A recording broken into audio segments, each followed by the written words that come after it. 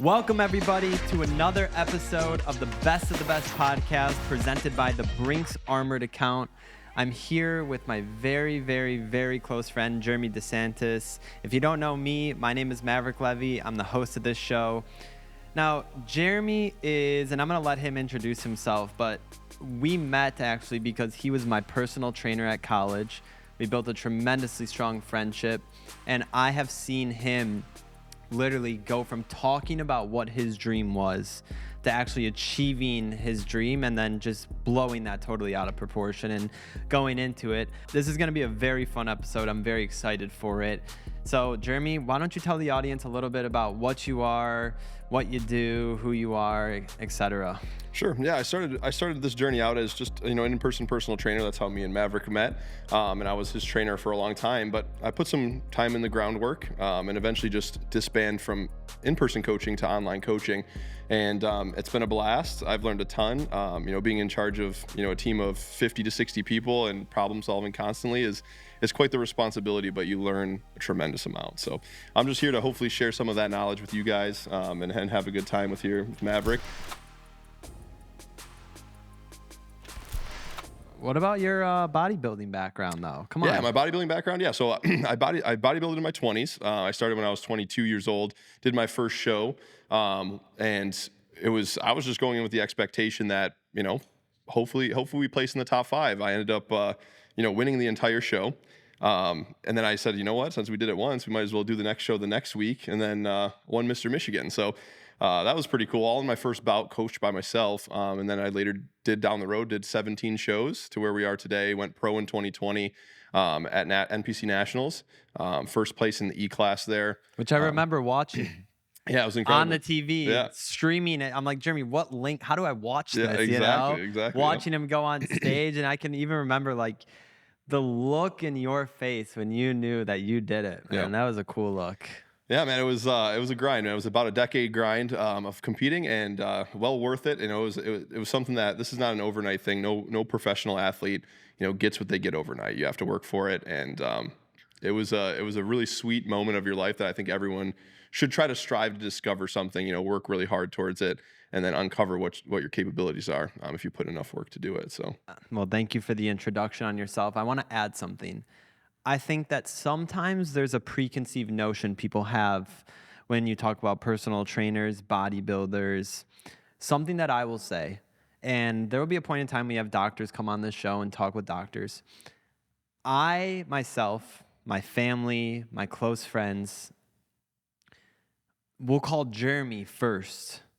God forbid anything happens, anyone needs anything, there's something going on with your body. We call Jeremy first. We don't call a doctor. Of course, if it's a dire medical situation, God forbid, I'm superstitious, then potentially, right? But all these smaller problems that could potentially build up one day to be a big problem, we call Jeremy. We get my blood work done. My girlfriend gets her blood work done. My dad, my business partner, my family, my friends, they send it to Jeremy. Jeremy, can you look at my blood work? Can you evaluate my blood work? And some people think that's a little crazy. I've told people that before, and they're like, you call him? I'm like, yeah, I call him because the guy fucking knows every single thing about the human body, the way whatever you put into the body adds into it, right? It all. And so I want to tell you that I thank you for always being a resource for me and always being there for me. I definitely would not be in the position I am today without you, and I mean that. There are a lot of things that happened in my life that Jeremy has been there for, and I always consider him a brother and a friend. And we're gonna start this podcast off a little bit differently because he texted me this morning and he's like, I have some questions for you. I said, I love that you have questions for me. I wish more people had questions for me. It's the right of the third time being on the podcast. I know. What is this, number 3 now? 3, yeah. Wow. 3. They're all bangers too. If you haven't listened to the previous ones, go listen. Yeah, there you go. All right, let's dive into them. What are they? So I got some questions for you, Mav. Yeah. You have the Best of the Best podcast. Yeah. Okay. And I think it's important to know what the qualities that make up the best of the best. Mm-hmm. But Charlie Munger was this guy who came into business, and he goes into businesses and he looks for not what they have that's great, but what's the worst. Yeah. Right. So I want to hear from you after talking to so many best of the best people. What makes someone the worst of the worst? It's a great question. I feel like that's the way everyone always starts off, like, that's a great question. um, it's funny. What makes somebody the worst of the worst is being deceitful, in my opinion, Sure. and not staying true to their word. There are times where I talk to people, I hear what they're saying, I listen to what they're saying. I don't just hear it, I actually interpret it and reflect on it. And then I see them making a completely different choice in their decision than what they preach to everyone else. And I think that makes you the worst of the worst, because I think when you're the best of the best, it's about staying true to your word, staying true to who you are. And let me say something. That is not going to happen 100% of the time. Right. I think that, right, like you could say you're going to do something and it doesn't happen. Okay, it doesn't happen. But if you make it a point to perceive yourself one way, but then behind closed doors act another way, I think you're the worst of the worst. Wow. That's a good answer. And so I deal with this quality in people when I'm trying to look for clients, that want to ride with me. Yeah. Because who I devote my time into, I'm very particular about how I spend my time. And the clients that I want to work with, they have to, kind of fit these categories. And so I thought about this question a lot, because this kind of rounds all business, of what makes the employee the worst of the worst, or the person the worst of the worst. And I came up with these three. So the first one, in no particular order, but they're the least competent person in the room. Yeah. So they're not useful for very many things. The second, be the least likely to ask a question you don't know. So they stay silent. They don't ask the question because they don't want to be perceived as unintelligent. Yep, 100%. They're scared about that. So, and then the worst person, I think this is the worst by far. This one is the worst. To be the person who acts like they know, but they don't know. 100%. So I think, anyone on the show should never, ever exuberate any of those. I mean, no one's perfect all the time. Yeah. But those should not be any of those shining qualities of people that sit in these chairs. Yeah. From the best of the best to the worst of the worst. I think in order to know what's the best, you must know what's the worst. So I think that when somebody acts as if they know everything, which used to be me, I'm like super transparent on this podcast. And I think that's what's going to make it what it is in the future and makes it what it is today. Because I was saying, like, some of the past seasons, I think I tried to be more professional than really like be me, right? And now it's just like, this is me, right? I'm recording in Nike shoes, sweatpants, and a baseball t-shirt. Yep. It's one of those things where I don't know everything. I certainly don't want to know everything. I'll tell you that much right now. And it's very rare for someone to come on here and I think act like they do know everything. But when we craft, and that's what we do, we craft each episode, right? We craft it. So what is the messaging going to be? We craft it so the audience knows, so we know what we want the audience to take out of each episode. And so when we craft who the guests are, we craft them in a way where they're industry disruptors, or they're people that I have seen go from here to here. They're people that I have known or have heard of or have done business with, and I can trust them. I can trust their word. I can trust their processes. I can trust the team that they've put in place to complete whatever the task is, right? I've seen that, and I've heard it, or I've been through it myself. And so when we craft and we think about who wants to come on here, it's really funny you asked this, Jeremy, because with one of my business partners, he's basically putting together a hall of shame for advertisers online. But I told him, I was like, why don't we do it on the podcast? Like, let's just do it, let's talk about the worst of the worst. And let's show them to the people and talk about why they are the worst. But very interesting question. I like that one. All right. So let's move on to the second one here. And this one's a little bit more, I think, deeper rooted. And, being an entrepreneur yourself and, doing this endeavor and also taking on other things that you've done, how can someone convince themselves that what they're doing is worth it? I think there is an aspect of delusion that equates to success, because you, in my opinion, have to be the technical definition of delusional, right? You have to be delusional to see the end game and to believe it, because no one else can see it. You have a vision, you have a goal, and your question is convincing yourself. I would say that if you're there, you're already delusional, right? But if you're trying to think about how do I convince myself that this is the right way to go, then you need to dig deeper, in my opinion. Because for me, I've been doing this podcast for now over 4 years. Did I ever imagine it would be to what it is today? Absolutely not. However, again, being fully transparent on this, we have not monetized this podcast one bit. Any dollar, anything that comes in goes right back out into the production. We travel around the country. We go to the best people in the best places. This is not a cost-efficient endeavor. This is not something where, okay, what is our bottom line? How do we cut it? I'm here to go the extra mile. I'm here to take the guest out to a nice dinner. That is who I am. And so I think going back to your original question of how does someone convince themselves, I think if you're at the point where you're asking yourself, how do I convince myself? I think you need to dig deeper. I think that's a good part. That's a good point. So it was a trick question because I think worth it provides that it must be reliant on the outcome. And you answered it pretty good, right? So it's like, it wasn't about the monetary value that got you into it. You're interested in spreading the information in a positive way, right? And the worth it becomes outcome based, right? And I think that anything that's outcome based, because I have all these clients that really want to pursue a higher goal for themselves. And I think this is the most important coaching question. I think this is the most important self-improvement question, is that can you tie yourself to something without anchoring yourself to the result, right? That's so important. Yeah, that's because true. That's not where the worth it part comes in. The worth it part needs to rely on the person that you're becoming in order to bear the burden of the responsibility that you're taking on. 100%. And so I did kind of lead you into a dark hole there, but it's just like one of those worth it things. And you answered it perfectly because you switched it from, being something that it wasn't monetized, it's something that you are interested in and you want to spread that information. And you're doing it because you're learning while you're doing it, right? Yeah. We talked about that in this podcast, and you really want to root that into the person that you're becoming. Yeah. You're putting yourself through an oven of adversity in order to access skills and abilities that you'll use in different adventures of your life forward. And when I say adventures are the same thing as responsibility, right? You need to take on more responsibility as you get older, and that's a healthy thing to do. Otherwise, okay, sure, you'll be the deferral person with no responsibility, and you don't answer to anything.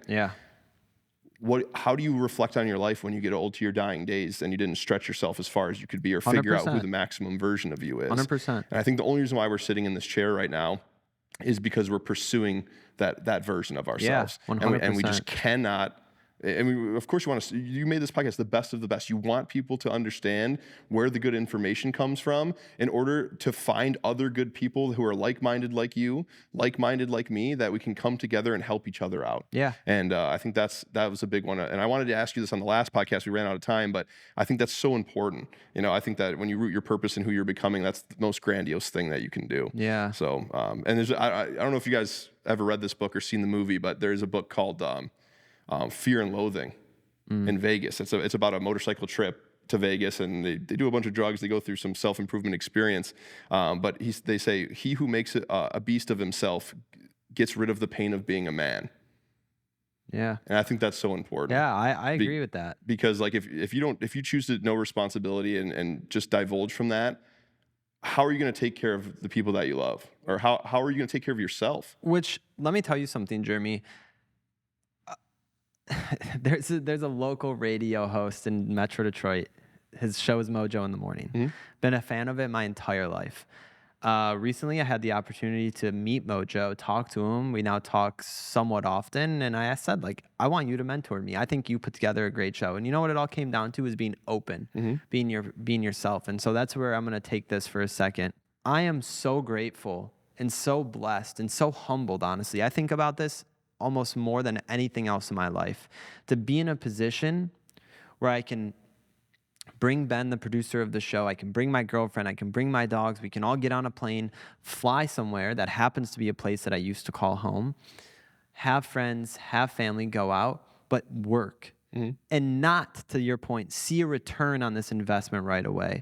I am planting a seed for 5 years, 10 years down the road. I'm not planting a seed where I need to make the money back by next week or the month after that or even a year after that. That's just not the position I'm in. And so I think that's what enables me to go out and seek these opportunities. I find fulfillment. I've realized that I find fulfillment in helping others.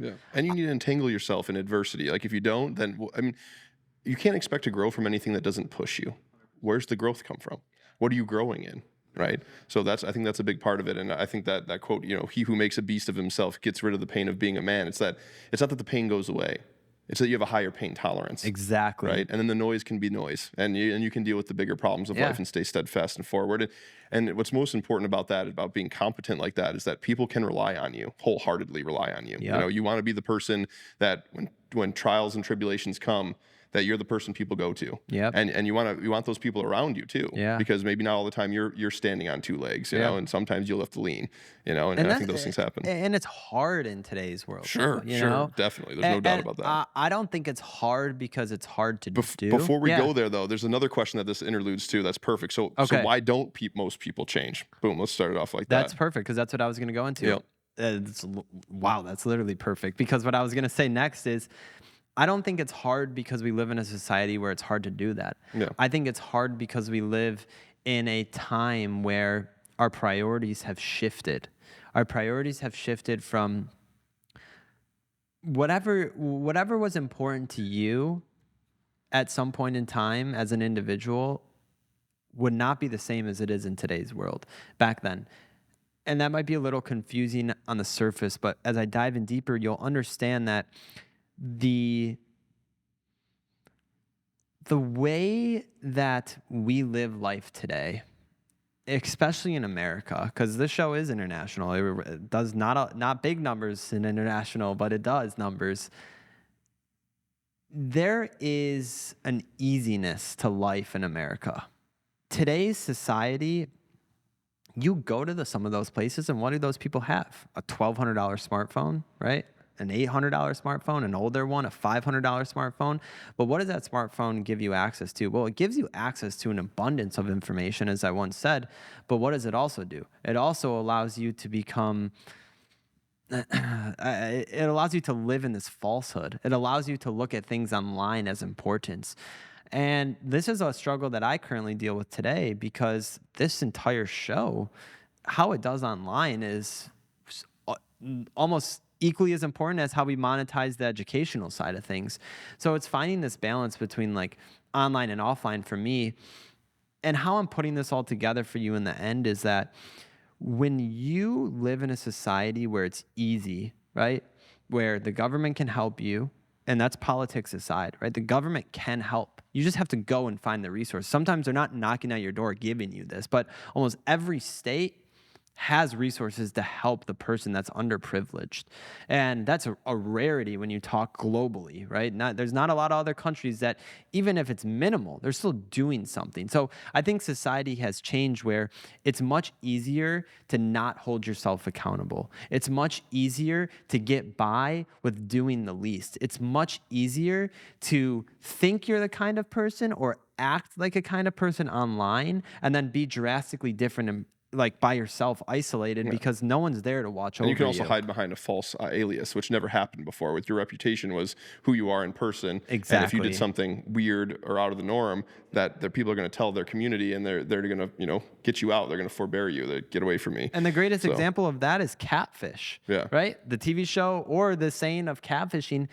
That's only a thing because people are able to live these lives where they're not themselves. Mm-hmm. They're able to live a false persona. And I think that has enenabled people to not want to step up to the plate because it's easy to not step up to the plate. So that convenience for sure. And I think another big thing, and this is a message that people can take across the board to their relationships, friendships, business, endeavors and relationships, is that the reason why most people don't change is because when you're talking about a topic and you're speaking to someone and you have a disagreement, you're trying to figure out who's right and who's wrong most of the time. Yeah. But the problem with figuring out that you're wrong is that, and we talked about a little bit about this in the previous episodes, but when you have to come to a consensus that you're wrong, that piece of you has to die. You've been working on that piece of information, that value that you hold for a very long time. You need to uproot it out of that psyche that you're in, and you need to destroy it completely. Yeah. And that's a scary thing to do, because then now you have no void, no gravity to that idea anymore, except for the one that you're fulfilling me with. So I have to believe you, and then you have to implant that and then integrate it. But in order for something to die, just like metabolism, it has to burn, right? It's an action of burning, and then it rises into another idea that you have that's going to take the place of it. But you really have to believe it, and I think that's the part of the why people don't change it. They're just not willing to let that piece of them die. They're so stuck in their convenience that it's just so much easier to stay the same and be blatantly just ignorant in their being. And I think that they really need to be open to those ideas and okay with letting that piece of them die so a new piece can be filled in. So real quick, because this is literally what this was all about, I think there's the greatest clip from Joe Rogan. Ben, I'm going to send this to you if you could pull it up. It's going to be I'm going to send it to you as a text. This is a clip that I literally took the time to go through and clip myself and post on my own personal TikTok because I felt, number one, maybe it could do numbers, but number two, that every single person needed to hear this that was a part of the youth today. So we'll listen to this. The best advice I can give people on this is, don't be attached to your ideas. They're just ideas. Examine why you believe them. There's many times in my life where someone has hit me with some facts and I've thought about I go, oh, you know why I believe that? This is why. Because I thought this. And then I was saying, well, if you believe that, then this has to be untrue. But I don't want to say that. So I've attached myself to this thing. And now I've connected and when I'm engaging with someone, I'm not just engaging in this pure intellectual sharing of ideas and a discussion of merit. I'm now in a win-lose situation. I'm trying to win. And I could win by deception. And you see people do that all the time. And it's so gross when you catch people doing that on a podcast.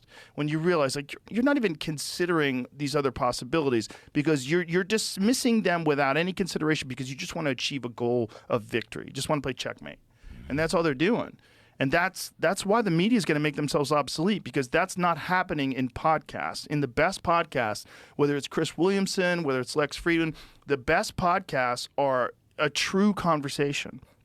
And I want to know why you think the way you think. And when I get that in my head, I can consider it. And then I can say, well, this is why I don't think that's true, because I think this way. This is my perspective. I might be wrong. I might be right. Who knows? But this is just how I feel.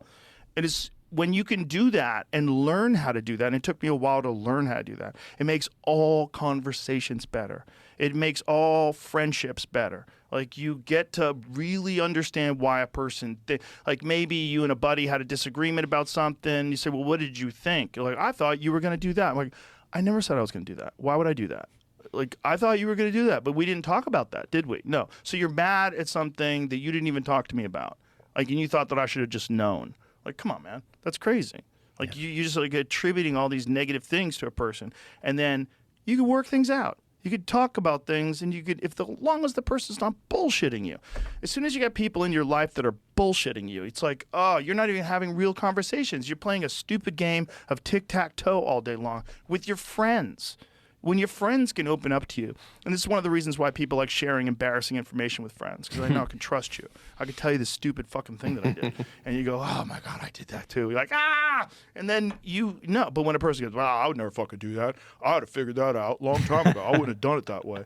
Oh, well, that guy's a dick. He's not willing to be vulnerable with me because he always wants to be socially a step up. He wants his status to be in a position of, this is the guy that doesn't make those mistakes, which is crazy. So that clip right there, I will never forget it. I was eating lunch with my girlfriend on the couch. So either a Tuesday or a Friday, because I was at home and I was not at the office. And it changed my life. And this was a couple months ago, maybe 2 months ago, 3 months ago. Yeah.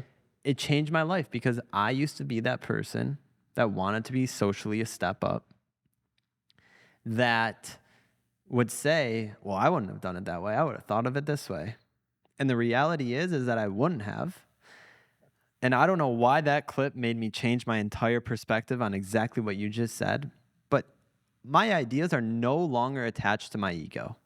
Absolutely not. Why would they be? It's an idea. It's a construct of a topic that I created for myself. So I now always say the best day of my life, and these are some of the conversations I hope to have on the podcast, are with people that think completely differently, have different views than me, but can change my mind. And that has been happening so often, frequently, because you do. It's just like you said, like you feel like this part of you is lost. And I would encourage you, Jeremy, to look at life, and it's not a loss, actually, right? Whatever you think, that is what you think. But if someone could replace that, just don't look at it like a loss, because it's not a loss. It's actually a gain, because now you're mature enough to realize, okay, the way that I thought, maybe it wasn't incorrect. It was just different. And I say it was different rather than incorrect because maybe it's not incorrect, but maybe you just changed the way you viewed things now. So I really think it's important for everyone out there to not only, watch that clip, but to also understand that you should never let your ideas be attached to ego. However, and this is how a big however that I've thought about for a long time recently, as I changed my entire perspective and mindset and the way that I look and hold ideas to near and dear to me. There is a difference between not letting your ideas be attached to your ego, but there is also a difference besides being a pussy, right? And not standing up for who you are, for what you believe in, for what you think is correct. But you need to do that at the highest level, meaning you need to do that with respect, you need to do that with integrity, you need to do that with dignity, and you need to do that in a way where you're humbling yourself. Because you may think this way, but don't be so strong-headed that someone's not going to come around and knock you on your ass and make you think differently. Sure, and I wrote about this a little bit ago, but you should always speak your truth, because either way, you'll either help somebody else out or you're going to learn something. 100%. Right? Because the universe is going to come around and tell you, whether you're right or wrong throughout time. Mm-hmm. But you have to stay open-minded, and I think even in a situation where you maybe feel that you're more competent than the other person, you still have to believe that that person can teach you something, and they can. Because when people go through life, you only get a sliver, or you get a sliver of what your reality is compared to the whole scope of what reality could be. Right. So there's no doubt in my mind. Anytime I talk to someone, I mean, I have professions where I talk to people. That's all I do is I talk to people. That's communication. You were my therapist for like 3 years. I'm going to the gym. I'm working out. I'm telling you everything. It's my entire job, and I've been talking to people for as long as I've been working. And the biggest thing is that you always have to have that curiosity that someone's about to teach you something, because that gives you the ability to listen in depth. Mm-hmm. And when you listen in depth to people, it's something that they don't even necessarily consciously realize, but subconsciously understand. And that's why people tell me, you're my therapist. People tell me deep things about them all the time. I'm sure. And it's because I'm listening. I'm listening to you, and I'm actively listening, and I'm trying to share with you the best ideas that I have to maybe overcome some problems that they've been facing or seeing or doing or whatever. Yeah. But I think it's so important that the people that are ignorant to the fact that, okay, I'm right and you're wrong right off the rip, and that's what they decided in their mind. Yeah. It closes you off to learning. And then 100%. You go from maybe even being like a middle ground smart person in the room to the dumbest person in the room within 5 years. 100%. So that's because you're not learning anything. You only learn what you know and what you run into and encounter that you want to learn, but you're resistant to any new idea. Yeah. And that makes you really secularized. Yep. And it's going to really close off your well of knowledge. And I think, that clip we watched from Joe Rogan is actually a good example, because Joe Rogan is kind of one of those people that, maybe didn't have a background of competence that would have been he was a jiu-jitsu fighter, he was on BattleBots, and he was on Fear Factor as a host, but he is actually such an intelligent guy because he has the opportunity to talk to so many intelligent people, and he's actually interested in what they're saying. It is Joe Rogan. I mean, listen, I've been podcasting for 4 years, and then in the past year when we rebuilt the podcast and I decided, okay, this is what I'm going all in on for the next 10, 20 years of my life. There is not a person that I've seen that's able to retain information and then say it back correctly multiple episodes later after he talked to someone than Joe Rogan. There are times where he's like, I don't fucking know that. Mm-hmm. He's just open about it and candid about it and direct about it, rather than beating around the bush trying to be like, well, act like he knows it, right? He is single-handedly the best person at doing that I've seen, and holding a conversation where, being a podcast host, I grow every episode, just like anything else. As you being in your position, every time you help someone, you become better yourself. But being a podcast host is a very interesting dynamic when you're talking about having those kinds of conversations, because when you have a guest that wants to ramble on, right? Like, let's say, and I've had these people on before, they think they're right? And anything that deviates from what they think is right is automatically wrong. Now you need to interrupt their speaking, right? Now you need to be like, hold on a second. Hold on. And that's where things become a little, I don't want to say hostile. It's a little spicy, Yeah, exactly. It just creates this division in between where it's like, well, are they stopping me? And it's like, you're on my fucking show. I'm going to stop you if I want to stop you. And this isn't a documentary. This is a conversation. Exactly. Right? So I think it's important that people need to remember that, you come on here to share ideas. And that's why there's 2 microphones and not 1. Yeah. So and what did I say? And I want everyone to hear this too, because Jeremy was like, as we were leading up to this, and this is I don't want to say it is. It's much different because we are friends. Like, we are best friends. And he was like, well, should we create a couple questions for the long form? I'm like, Jeremy, no. Yeah. Like, we're not going to run out of stuff to talk about. If we do, that means it's the end of the podcast. Yeah, you know what I mean? And that's how I build this portion of the show is I want to have a conversation with someone that is an industry expert, with someone that is the best at what they do, and have a candid conversation. Whether we talk about what they do or not, I really couldn't care any less. Yeah. What I care about is having a conversation, getting to know that person, and allowing others to hear that. And if they learn something, great. If they laugh, great. If they're pissed off, but even better. Yeah, even better. You touch something, someone's learning something along the way. But what's really cool about, talking to competent people, especially in their field, is that once you become the master of something, they can easily become the master of the next thing, because the process at mastering something is the same. Yes. It's just not the same topic. Yes. Right? So once you get, and that's what I encourage everybody out there to go find. So this kind of leads me into the next portion here about interest, but you need to find something that interests you. And the reason for that is because interest is going to breed your purpose. Yep. And when you have your purpose and your interest aligned, that's what you said, where you feel like, you're working, but you don't feel like you're going into work. Right. And that also leads to curiosity, right? Yeah. You're curious about the information that I could give you, and you're listening actively. Yeah. And so you're learning.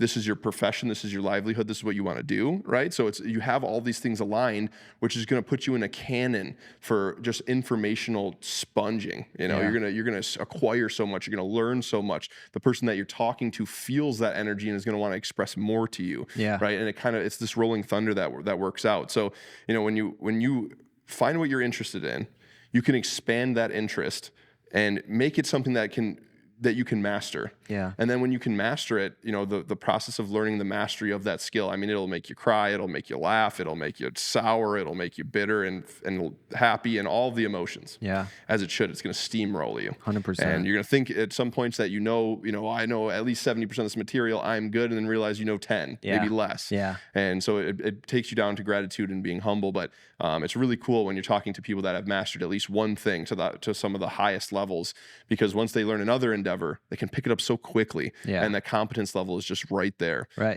Which I think is super important. Right. And I have one of my favorite quotes of all time. I talk about this to my clients all the time. It's instor qualinus inventor, and it's an old chemical motif that comes from old literature, and it means in filth it will be found, or the answers you most seek are in the places you're least willing to look. Yeah. Those are the same things.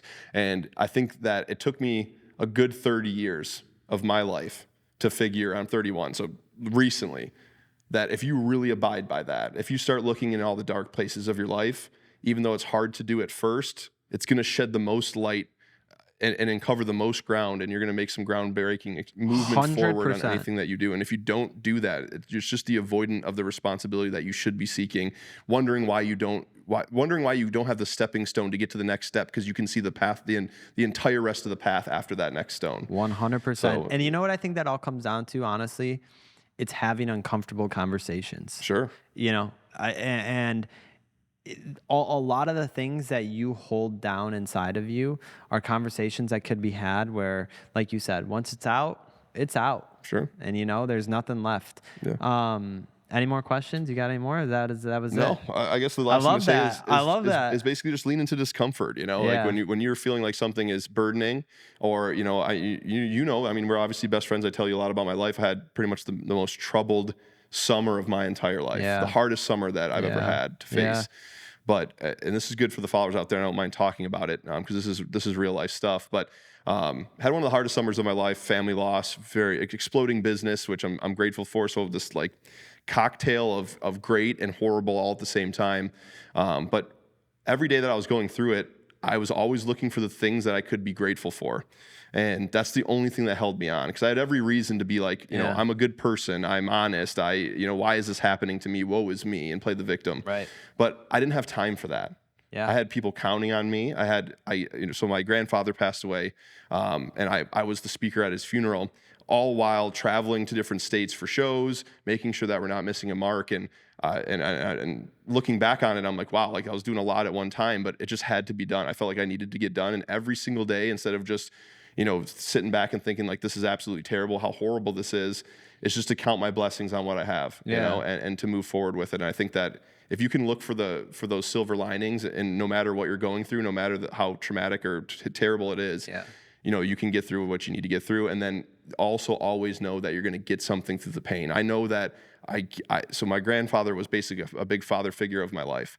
And speaking at his funeral, even though it was terrifying, and, you know, was I deserving of that kind of, you know, responsibility and whatever, you know, once you do something like that, you know, I know that I can stand there with my family, you know, if we're going through troubled and weathered times, if we're going through horrible things. So, you know, it wasn't even a question to my family. I asked right away if I could do it, because number one, it would mean so much to me to do it, and also to know that if I can do something like this, I know that people can count on me in the future 100%. for other things that go on in my life. Yeah. People might think this is a little bit harsh, but whenever anyone experiences death in their life, I always send pretty much the same text message to everyone.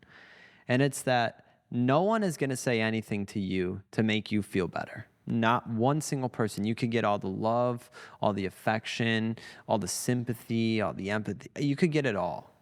What's going to make you feel better, I always say this, and I stand by this, and I don't know why this is not talked about more, is when that person passes away, what would that person want you to do? Sure. Would they want you to sit there, to be upset, to be down, to be depressed? Or would they want you to take that and use it as motivation and become a better version of yourself, work harder, be better, just do better overall? Or I don't even care if you do better, just be the same, right? Just don't have a decline in anything due to that, because the last person, especially if it's someone that you love, like your grandfather, a family member, anyone, especially if it's someone that you love and respect and that feeling is mutual back to you, the last person the last thing that person, if they could still be alive, would ever want to see happen is see that they caused you to have a decline in your life. Honestly, like I said, I always send the same text message because I think it's true. People in those times, they want to grieve. They want to be around friends and family. And of course, every human needs to grieve. And there's grieving processes and all of those things that, you know, psychologically have been put together for you to grieve and grieve correctly. But at the end of the day, I think that no death should ever have a decline, right? And I almost think it's selfish. I really do. I really do, because I think that person would never want you to be in a worse place because of them, especially because of them passing away. Yeah. Yeah. I mean, death is complicated, man. It's really complicated, and people feel it in their own ways. And, you know, I know that the way I felt and the way my mother felt and the way my brother felt, not necessarily the same.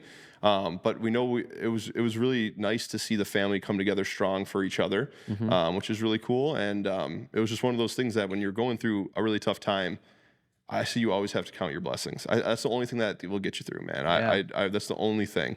And, you know, when all these shows scheduled and planned, these are people that have dieted, you know, 20 weeks to single digit body fats that need me there, that are counting on me, and still have to show up in between all this stuff and get it done. It's like, all right, well, it's not a question of am I going to do it? It's how do I get this done? Yeah. You know, and just keep moving forward was the most important thing for me at that time, because it was just a wild experience. You know, so that whole process was quick, fast, and it was like in your face. You know, Jeremy, and I think you know this by now, but I always go to you. Like when there's a dark place in my life and something's happening, like I call you.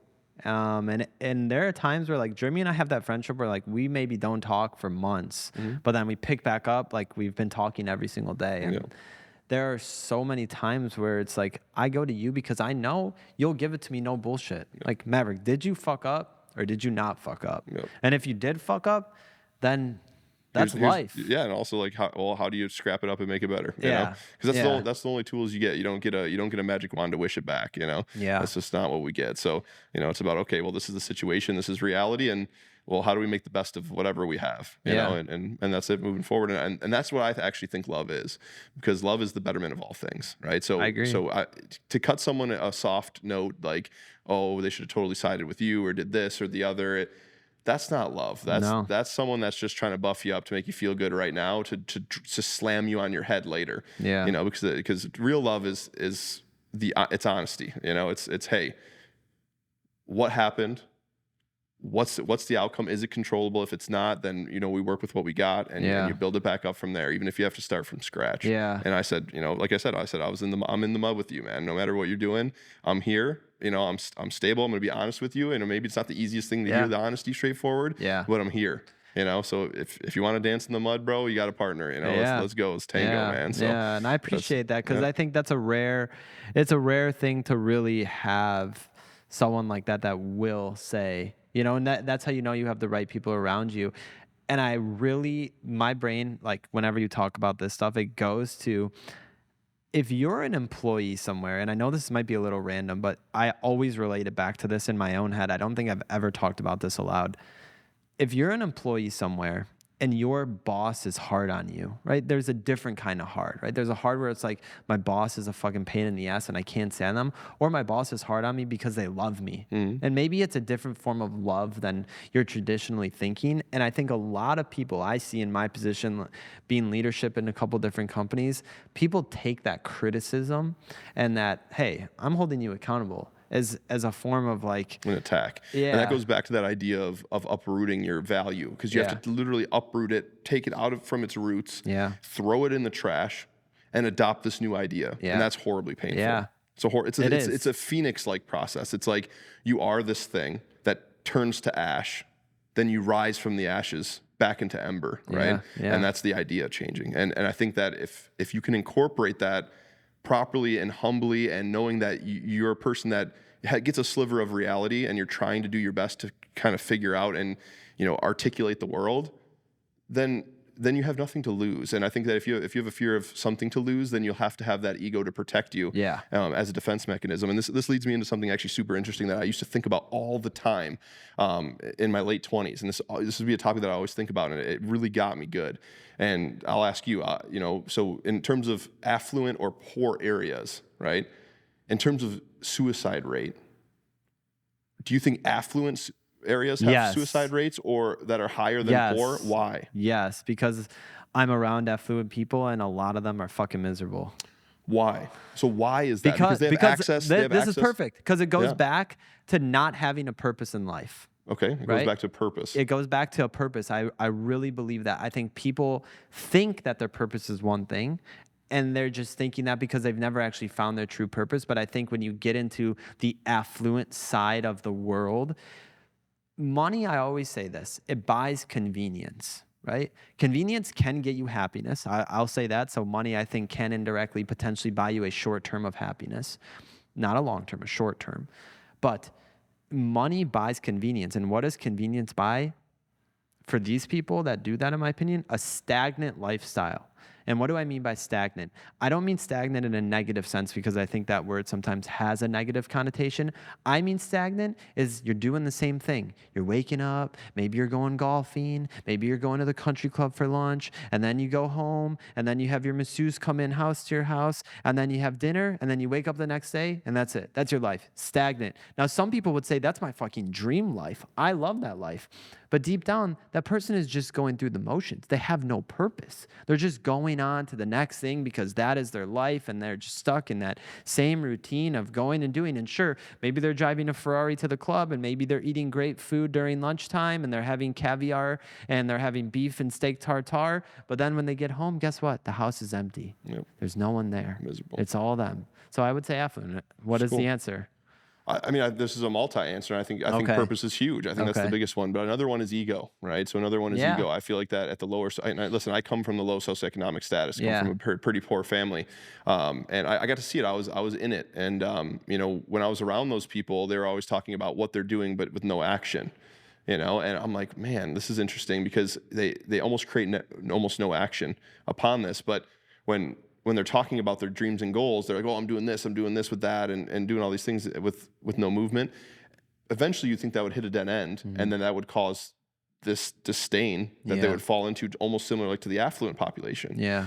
But the you know, low socioeconomic status, what's happening is that they're guiding. They're like, if I have this Gucci belt, I'm worthy of attention. I'm an important person, right? Yep. They almost put their value inside of an item. They do. You know, whether it be, you know, some fancy item that they're, you know, spending maybe their last dollar to afford. Yes. And that actually creates a cushion to that suicide note. It's not the ultimate no, because if I have this thing, even though it's shallow, even though it's a shallow value, even though if I have this thing, my life is worth living, right? But then on the affluent side, on the other scale, they have everything that they could buy, and they're still miserable. Yeah. So once again, this comes back to that pattern that we were talking about, where the answer's in the middle, right? Yeah.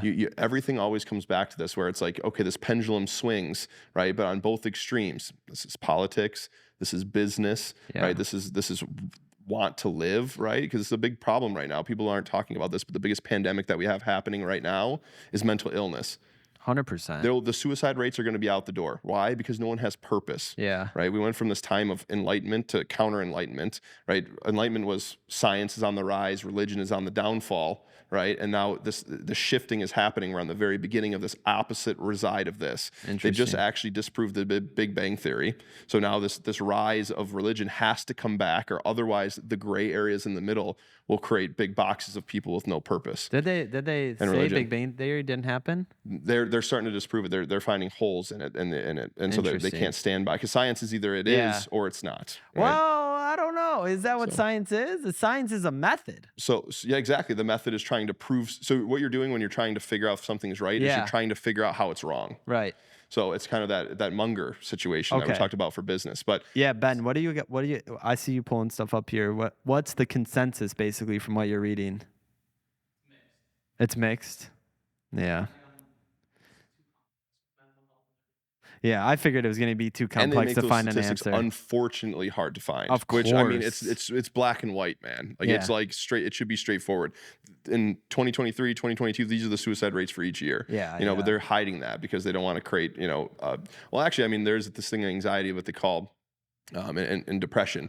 The more you talk about it, I've seen this. right? The more you talk, it's called rumination. Yeah. The more you talk about it, the bigger it will become. Right. There's a gal that went on Joe Rogan. Did she talk about rumination? Yeah, this is the whole focus of her book. That I think it was like, Ben, see if you can find it. It's something like therapy. It's called rumination. Yeah. Yeah, I think the episode was like therapy is hurting children. Yeah. Oh, here, let's watch this. If you have not seen this episode, Jeremy, I have not seen it. Oh my God, phenomenal episode, because she's right. Mm-hmm. And you're right too. The more you talk about a problem, what happens? Yeah. You're focusing on the problem. But once again, the answer's in the middle. If you don't talk about it, then you're kind of completely ignoring a solution that can help people change, like, you know, keep themselves from suicide. But if you talk about it too much, then you create rumination. So once again, answer in the middle. Yeah. Getting violent in your session. Oh boy. Wow. You know, I never really considered that until your book. Until I heard the title of your book and I read the synopsis of it. I never really considered it.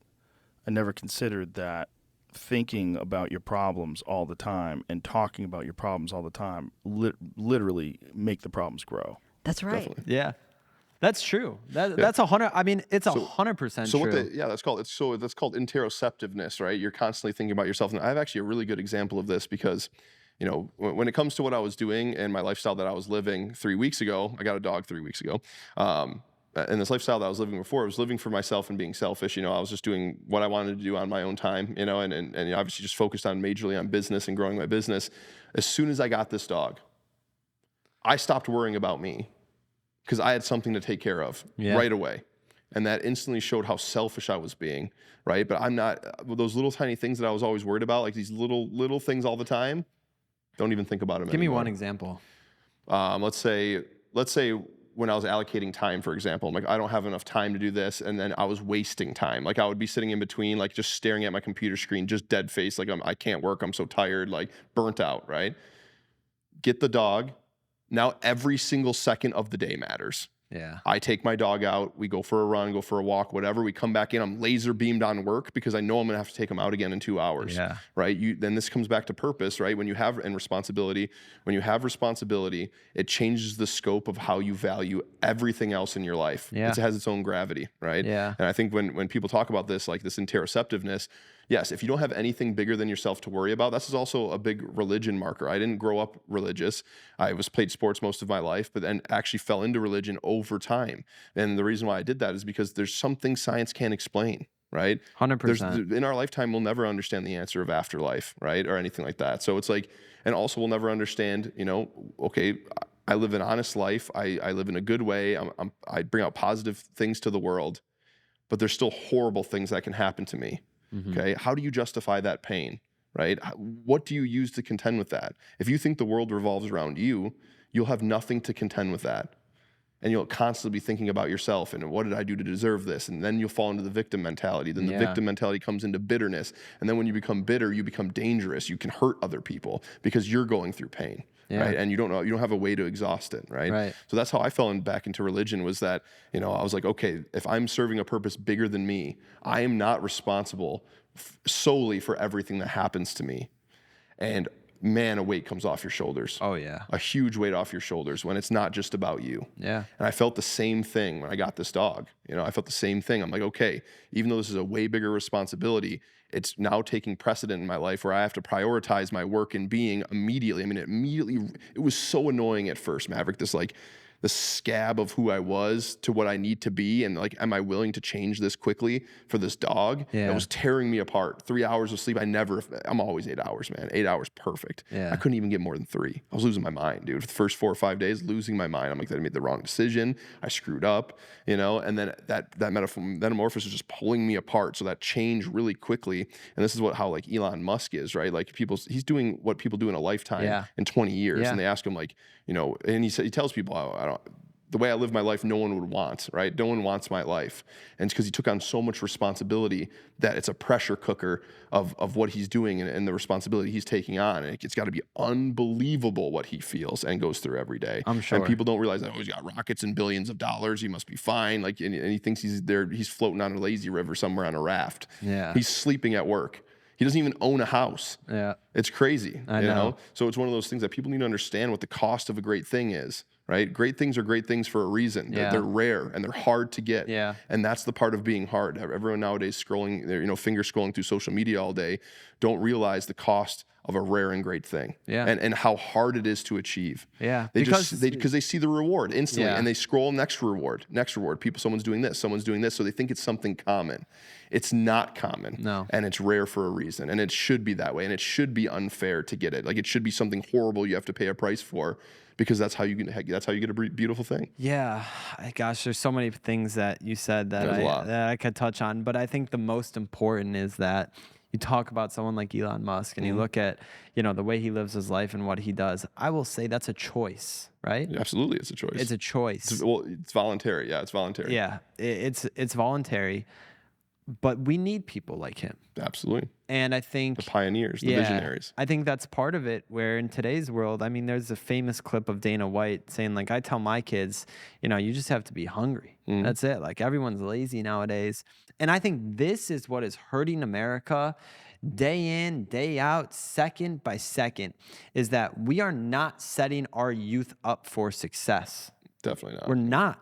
We're not setting them up for success. We're not giving them the foundational tools, the foundational knowledge. And that's what this podcast aims to achieve. But we're not giving them the foundational tools, the foundational knowledge that it takes to actually excel in some things. Because all you need to do with, especially a child, I mean, I was a child not that long ago, it's you need to just scratch the itch, just the itch. And then that itch is going to come back. And what are they going to do? They're going to learn to scratch it by themselves. They're going to say, oh yeah, you know, I really like how eating healthy for 2 months has felt. I feel great. I don't have that brain fog anymore. I like going to the gym. I like exercising. I like getting that daylight on my skin, in my eyes. I like that. And I think that's why you're seeing this explosion.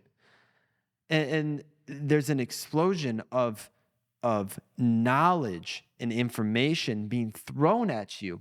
But this is where it becomes a problem. And I'm curious to hear your thoughts about this, especially as someone in your position.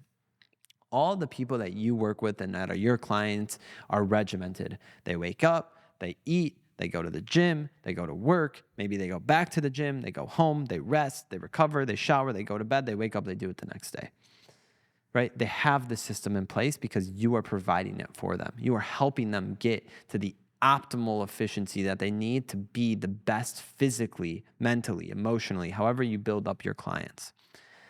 But we as a society are missing giving the youth that ability to have a regiment, even let's say a regimented schedule, right? Even have the discipline to do these things. And I think it's a big disservice. And that's where if I can do a little part in helping people have accessibility to knowledge and to industry experts and people that I've trusted that have helped me become better, then that's a good day for me. That's right. You know, that's the day for me. Yeah, you put a penny in your pot, you know. Yeah. And loaded that up, and yeah, I mean, conversations like along these lines is how you learn, right? You need to figure out, okay, what are the boundaries of your thoughts? What are the boundaries of mine?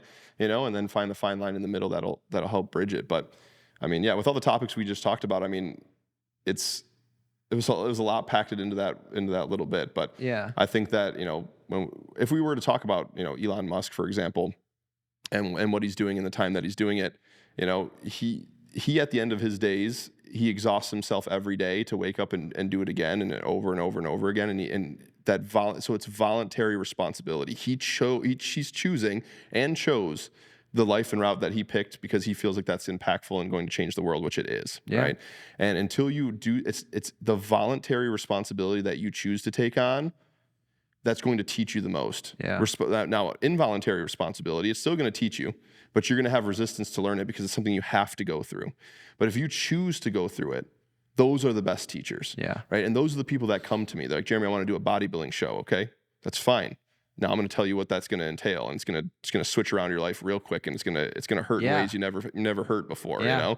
And it's not, and they're thinking it's something at first like, oh, it's going to be, you know, oh, it's supposed to be exciting and pleasant. Yeah, it will be exciting and pleasant, and it will also be painful. You know? I think that goes back to, and we'll take a deviation because I want you to tell the story of the first time we talked on the phone. Yeah. But it goes back to like why people get a personal trainer, in my opinion. Some people 100% get a personal trainer because they want to learn about how to properly exercise. Now, if you want to learn how to properly exercise, I'll use this as let me slide in an ad here. Go to school.com/TBOTB, and you can go through our educational series with Jeremy where we do go through basic workouts. But going back to it, I think people get a trainer because they want to learn how to exercise properly, whether that's the form, whether that's how often, whether that's how much weight they should be using, whatever it may be. The biggest thing maybe it's not the biggest. I keep going back and forth. Whatever. One of the major reasons that someone hires a personal trainer is because it's accountability. Sure. If they don't show up, they're paying $50, $100, some places $200, you know, a session where damn right that person's going to show up. They're not going to throw that money down the drain or light it on fire, right? And so I think that you have this idea where people, unfortunately, this is something that I've really realized, like, honestly, recently in the past, when I say recently, I mean like 2 weeks. And I still don't fully understand it yet. People can't hold themselves accountable. They just can't.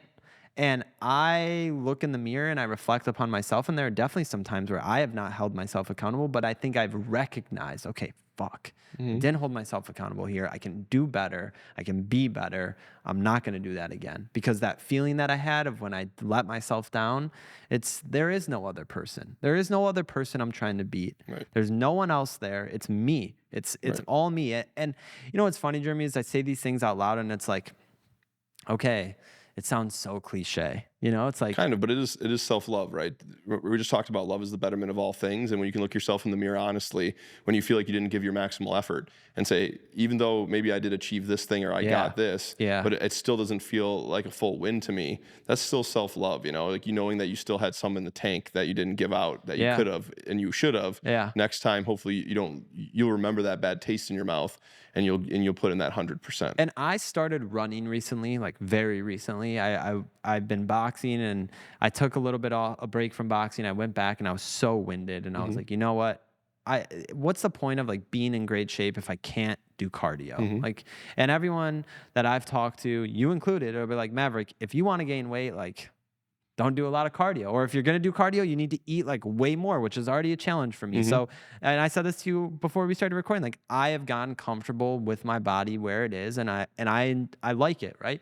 I like the way I look. I like my strength. I like my cardio. But recently when I've been running, I talk to myself. I'm like, why are you slowing down? Like you can still go. You're only slowing down because if there was someone here telling me keep going, I'm going to keep going until I literally cannot keep going anymore, right? So, but because it's just me, I'm going to let myself down. Like that makes no sense to me. Right. And I've realized that is a rare quality to have.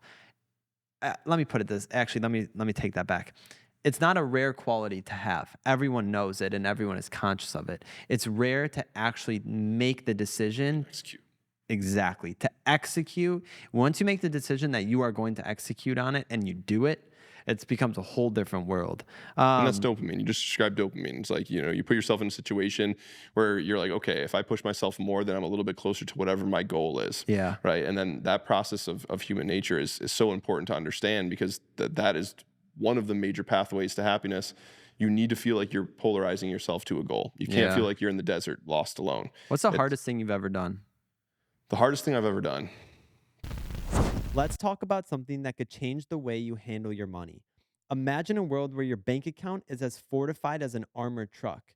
Welcome to the Brinks Armored Account, the last debit card you'll ever need. With at least one monthly deposit of $500 or more, you can say goodbye to monthly fees and hello to money management that pays you back.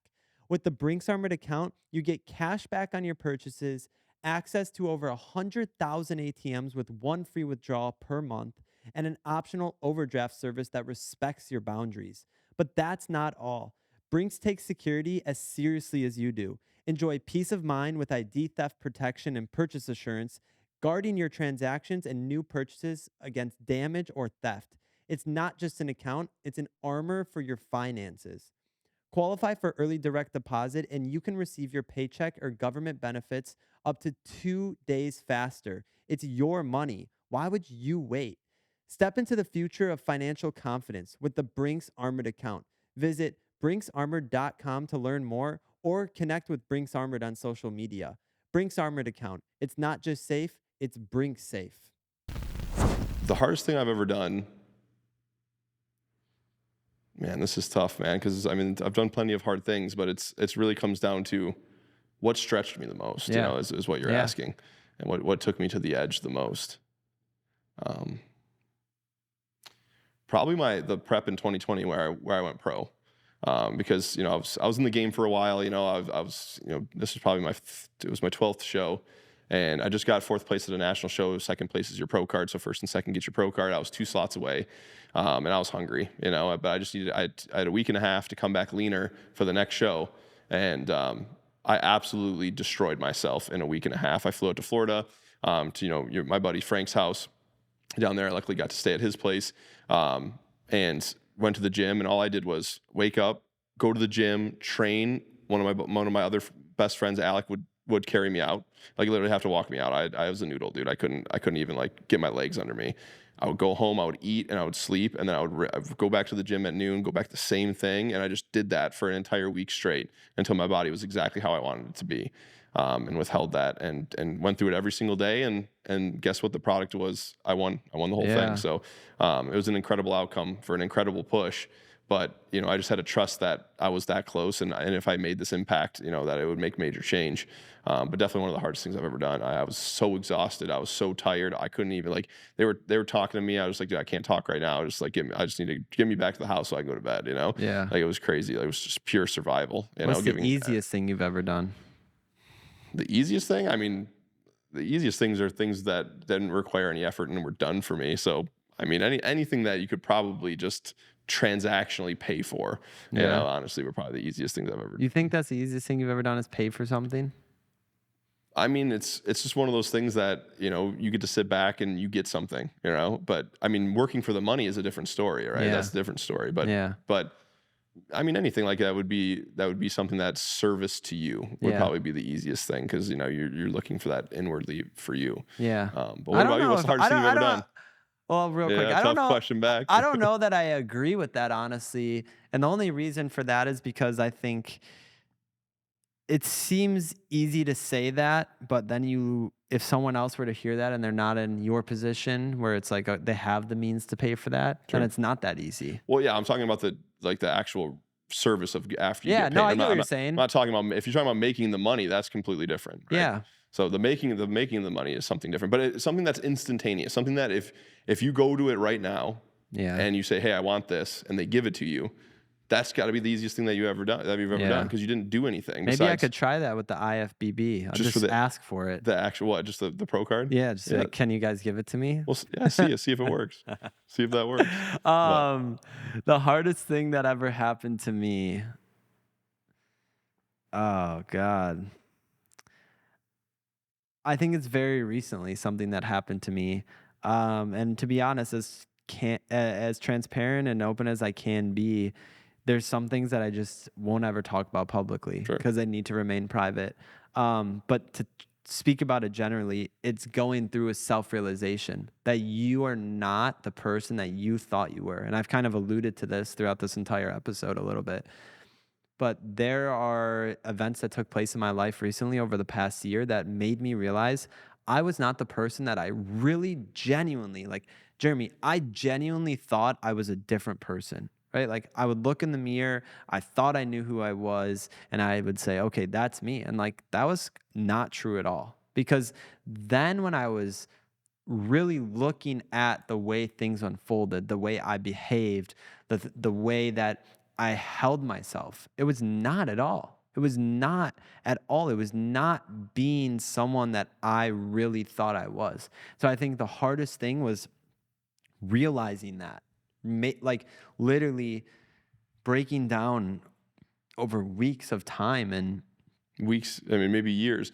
Because we were just talking about this. These kind of all spiral back to the same thing, is that when you figure out there's something that you need to change about you, think about going to the graveyard, and every single grave is a skill or trait about you. Yeah. You're digging up those graves. Yeah. Pulling out the bodies, dragging them out, and putting something new inside. Yeah. That's a lot of work. Yeah. And it's terrifying. Yeah. Because as soon as you're pulling that body out of the ground and you haven't put one in yet, that's a very insecure place for you. Yeah, and it still continues. Right? Yeah, of course it does, because you're still compacting what that idea is of who you're becoming. And I think that, a lot of my 20s were just, and I got so lucky and blessed. I didn't really have I had pretty humble beginnings, but what I was lucky and blessed with is that I knew what I was interested in.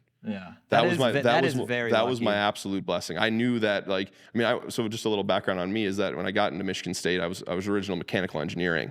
I loved math and science. I was really good at it. And my dad was just constantly pushing me to go into mechanical engineering. And so I went to the school, and I was in my first year, the end of my freshman year, and I couldn't stand, it's not the material, it was the environment. Everybody did not know how to communicate. I was the only communicative person, and I was on sports teams my whole life. So this is crazy. No one wants to talk. Everybody's weird, socially weird and communicating odd. And the professors were just the similar way. And I'm and everyone was talking about things. Everyone in the classroom were talking about things, things that they're working on and things that they're doing. And I'm what about the people? You know, like I didn't feel in the right place because all we were talking about was things. Yeah. And I'm like, nah, like this does not feel right. I want to make an impact on people's lives.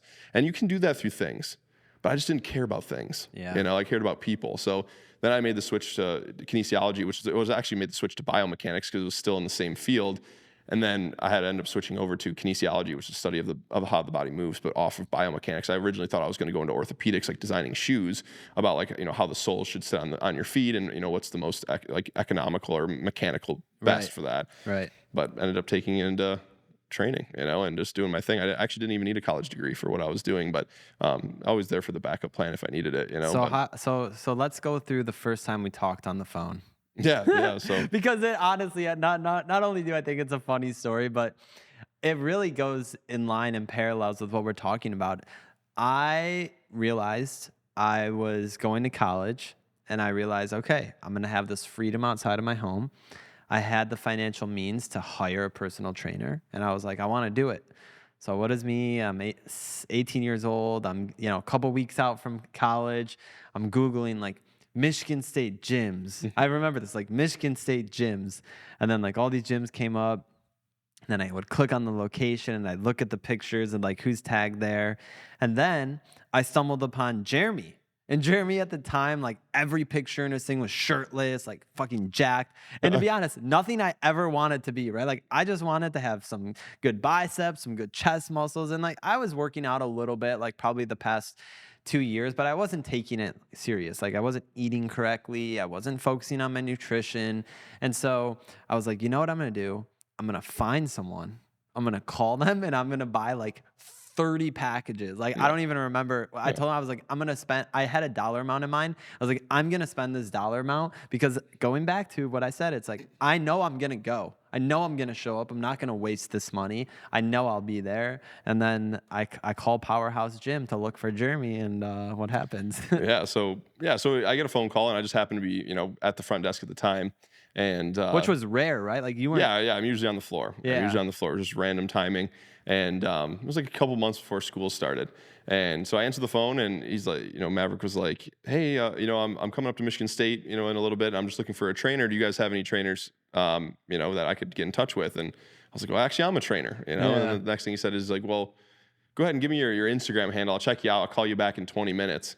And I'm like, sure, you know. So I gave him the Instagram handle or whatever, hang up the phone. He calls back in 30 seconds. And he's like, when do we get started? And I'm like, we start as soon as you're up here. And he's like, great. He's like, how many sessions can I buy? What's the max? And I'm like, 60. And he's like, great, let's do it. And I'm like, holy, this has to be a scam, you know? I'm like, Did I buy 60? Yeah, 60. Yeah, right off the rip. It's the biggest package that we had there. And I was just like, 60 sessions and the conversation was maybe 2 minutes long. It was the biggest package ever sold, not meeting anybody, you know, at the time. I just never met you and just signing 60 packages, gave the credit card information over the phone, you know, bam. And it was locked in. So I was like, yeah, who's this Maverick guy? You know, and here we are sitting on the podcast years later, which is so crazy. What is it? Like 7 years, right? Yes. Yeah. It has to be right. That has to be right. Yeah. So. And Jeremy would pick me up from my dorm. Yep. Take me to the gym. Yep. Take me back to my dorm. Yep. And then we just became literally best friends, just going to the gym. I mean, I've put Jeremy in some really interesting situations. I've put Jeremy in some real interesting situations. Yeah, some good times, man. All good times. But yeah, that was the story, and that was a good one. It was funny how that met, and that was 4 years of training, you know. Yeah, so just literally every the whole day. Time. Yeah, every day. Yep. I guess even during COVID, when COVID hit, we did FaceTime. Remember that? Yeah, FaceTime. I'd be in sessions. the basement. I got like some equipment. Just gotta make it work, man. Yeah, we were just like FaceTime. All right, do this, do that. Yeah. But now, you know what I think is honestly really, really cool. You talk about in business return on investments. To me, there is not a bigger return on the investment of buying packages with you over the phone that one day. Because listen, like, yes, we got a great friendship out of it and all that stuff put aside for a second. When I walk into a gym, I might not be the biggest guy in the gym, but I can look around and I could tell you what all these guys are doing wrong. I swear. I do that almost every time I walk into the gym, right? Like, I'm like, okay, you're going to have a fucked up back in a couple of years. Your rotator cuff's going to be screwed up. Because what people don't understand, and this is something that the educational series focuses on, is it's all about the form. Yep. You know, like the lightweight is one thing, you know, but I'm sorry, the heavyweight is one thing. If you can lift heavyweight, great, but can you lift heavyweight properly? Yeah, sure. And that's why now I walk into the gym and I scan it. I'm like, Yep. You're in trouble. yeah. You're in trouble. Yeah. Yeah. You can see it, you know, and eventually maybe if it doesn't happen today, so be it, but it will have happened eventually. Yeah. And know? that's, but going back to my original thing that is by far, like, talking about a return on investment, that's probably been the biggest benefit in my life. Because you have showed me when I need to lock in, when I need to really focus and to achieve something that I want to achieve, what that takes, right? And I mean, listen, was I conscious of it before? I really can't remember, but I would say no. Yeah. I would say like I wasn't conscious of what it took to succeed. But what I could tell you is every day showing up to Powerhouse, I did. Why? Sometimes you would pick me up, but I had a car, so I don't remember why. But because remember, I park it in the front of the. Yeah, it was because, like, you know, you got so many tickets throughout the year that some days you couldn't even park there. You know, like, it was just like they towed the car. I think probably. like 3 tickets a day. Yeah, it was crazy. Something That crazy. was crazy. They loved you there. But going back to it, I remember I would pull up to the gym, park the car. First off, I do not miss living in Michigan at all because the walk from the car to the gym was horrid. And especially in the snow, it was horrid. I hated it. Yep. That's when I started parking in the back, remember? And then I would knock on the door and someone would let me in. Yep. But I would walk in. I remember I told you, I was like, Jeremy, I don't want to scan anything. I don't like to scan, you know? So I never scanned anything. Like, I would just say hi. Some people would stop me, I'm with Jeremy. Yep. Go into your office, and that was the in-body. Yep. And I'd do the in-body every single time almost. Yep. And I would look at it, and I'd be like, why am I'll never forget having this conversation with you. Like, why am I not gaining weight, Jeremy? Like, I'm doing all this. He's like, you're not eating enough. You're not eating enough. I'm like, I'm eating all this shit. What do you mean? Yeah. And then, like, you would be like, you have the unlimited food at the calf and the dorm. Like, go and I would get the chicken breasts, and I'd pile them on. I swear to God, it makes me sick thinking about it now because I ate so many of those fucking chicken breasts. God knows what they were. And they would just stack up in there. And God, I literally have that taste in the mouth where it's like, you don't want it. You know what I mean? Like, you've eaten too much of it. 7 years later, I still have that same taste. But you showed me that. And I'm going to take a different pivot for a second. Jeremy is somebody, it's really cool because I have seen Jeremy talk about every single thing that he wanted to achieve and watch it become a reality. And I've told you this so many times. I've texted you. I'm so proud of you. Why do you think you attracted to fitness so much? Like, what was it that brought you into this world? Well, there was the only thing in my life, and especially when I was younger, that was truthful.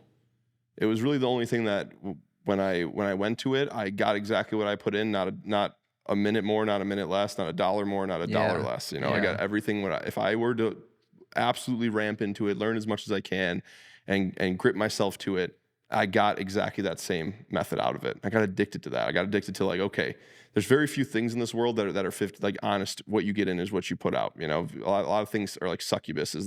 They'll take from you, and you're pouring in, and you're not getting a return. Yeah. You know, this is not something like that. This is something that's straight up honest, and you could see those physical differences on your body. You know, and then what I realized, that was kind of the shallow end in the beginning, where I was like, you know, kind of riding the ego of like, wow, this is cool, you know, bigger muscles, whatever, but didn't realize, you know, I was actually pouring into patience, consistency, you know, just being able to show up when you don't want to, when you feel like crap, you still go, you know, like, and these were all the main teachers and drivers that fitness taught me over time that has changed my life, still guides me today. It's the biggest father figure I've ever had in my life was working out. You know, it was one of those things that it's like, you know, no one's got a gun to my head telling me I need to do it. Yeah. You know, but I'm still going to get up anyways because it's something that I care about, something that I've been working on, something that I'm passionate about. You know, and that was probably the most influential, important thing that I've ever found in my life that gave me that sense of like, okay, if you're willing to absolutely work for something, the universe just gets out of the way. It just gets out. You know, you put that much energy forward, it just gets out of the way. Yeah. So. And I think too, something that's very cool about fitness, and Ben, I already know you'll probably start searching this. You don't need to at all because it's not that deep. But There is a clip from Joe Rogan. It's a pretty famous clip, I think, but he and I forget who the guest was because I watched it and then I was like thinking to myself, wow, that'd be a good clippable moment, and then it blew up everywhere. But basically saying like, if someone is in shape, I respect them more. And I thought about that for a long time. I was like, okay, this goes back to like judging a book by its cover, and then I listened more into it, right? Like that was my initial reaction. Then I heard what he had to say, and basically he's saying you're disciplined. Right? You show up, just like you said, the days that you don't want to go to the gym, but you end up there, that's the difference between someone that's up here and someone that's down here. And having that discipline and having the ability to control, I always say like the devil and the angel on your shoulder, like one's over here, one's over there. Oh, don't go. Oh, okay, you should go. Like, don't be a fucking pussy. Go.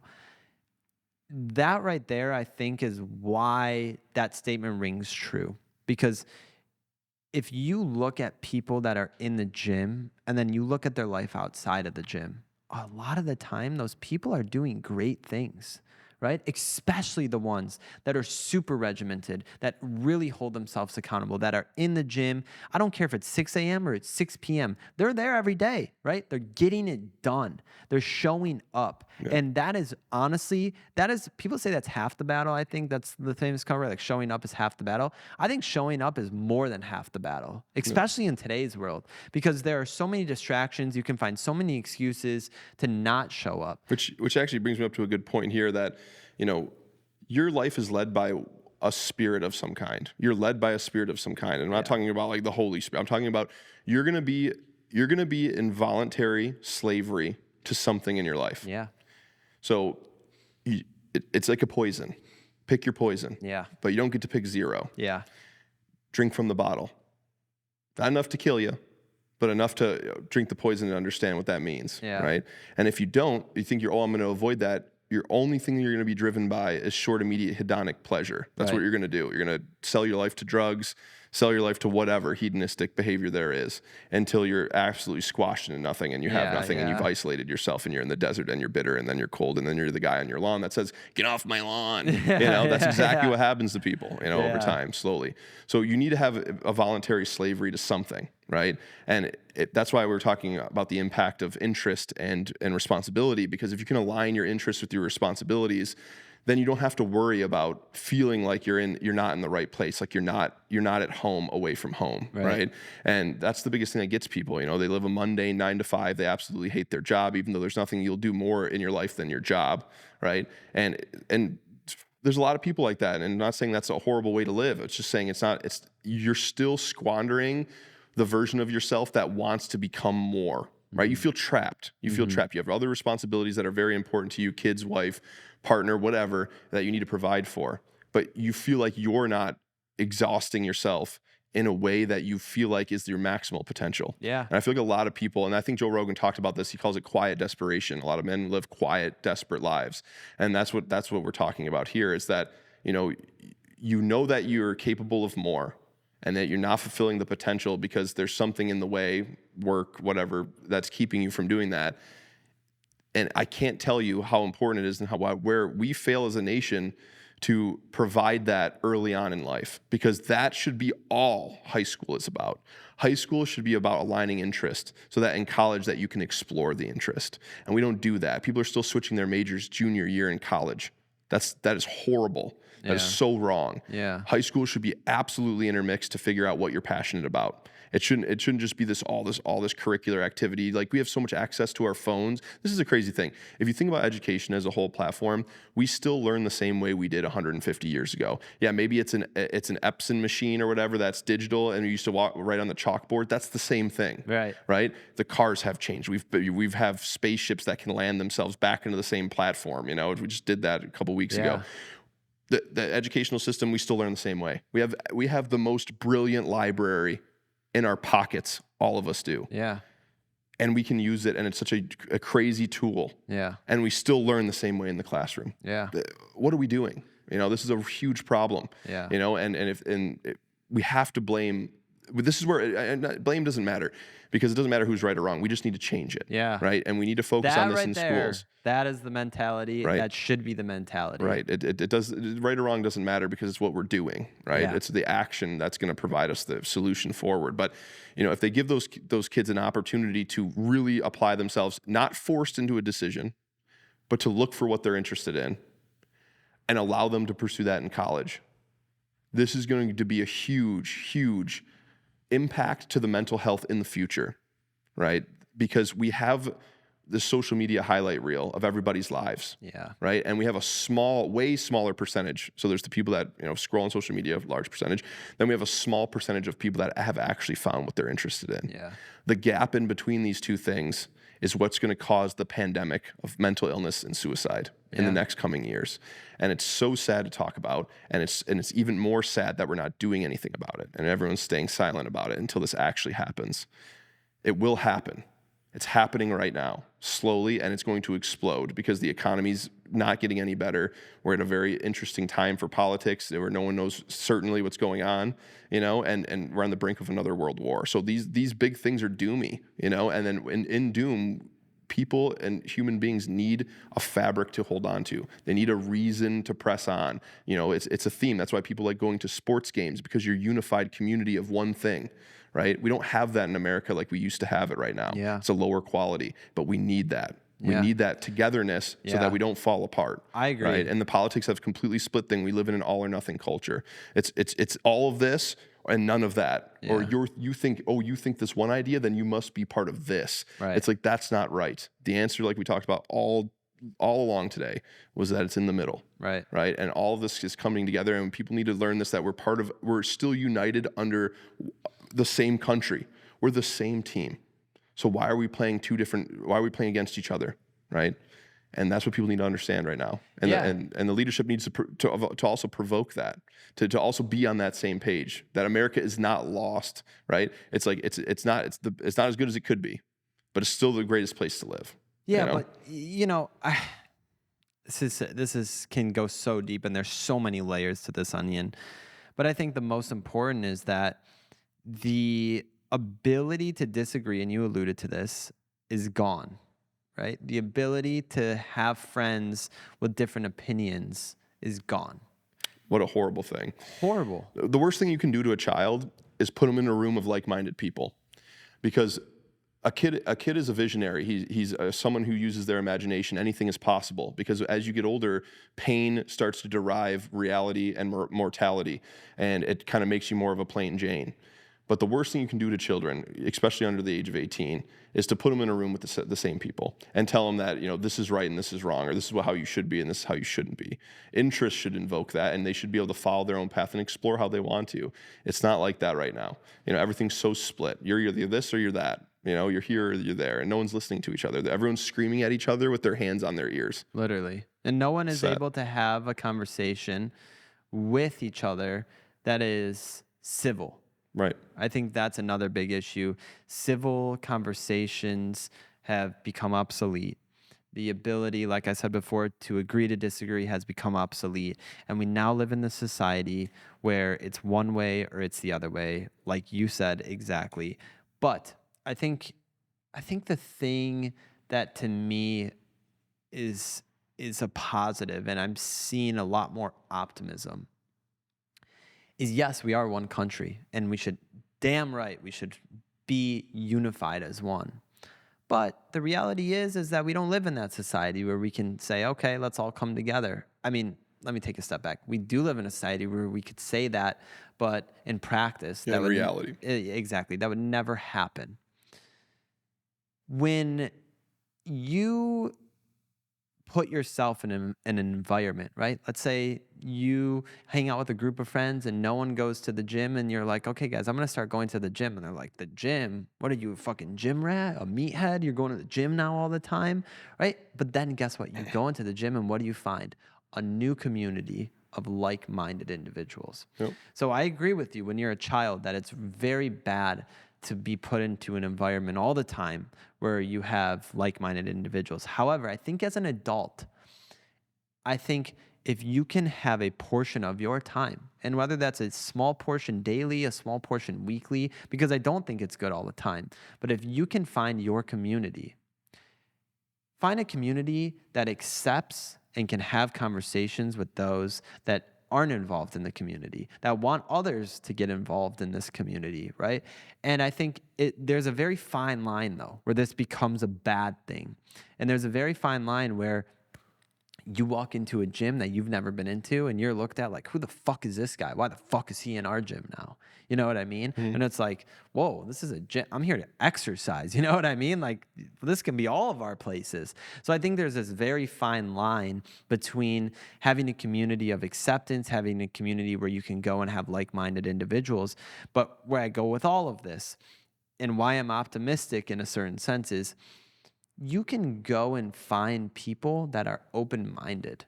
You can. You have to search for them. Unfortunately, it's not a common occurrence like it used to be. And you want to know the sad thing, Jeremy, is besides being in school and like being friends with other people that didn't think the same way that I thought and had different opinions, it's like I don't remember a time in my adult life where there was an ability to agree to disagree. Why? Because that was never a thing for my generation.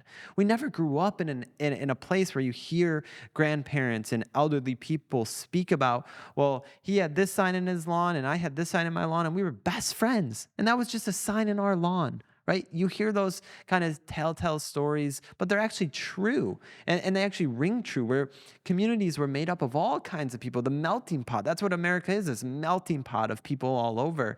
And I think people can find like-minded individuals. And when I say like-minded, that's a full spectrum. You have the worst like-minded individuals, you have the best. The worst are people that are horrible people, right? They're people that are causing destruction, that are causing violence, that are doing horrible things to others, their communities. But then you have this community of open-minded people where I hopefully think that I am, right? Like when I take a step back and look at myself objectively, I think I'm in that group, because what I want this podcast to be is a place where I can bring someone on that has a different opinion, that has a different mindset, and have a conversation with them about why they think the way they think or what they do and how they do it. And I will tell you, Jeremy, that I have friends in my life right now. They are friends. They're literally people that they could call me during this episode and I'd say, I'm so sorry, Jeremy, they need me right now. I have to go, right? Like I have to be there for them.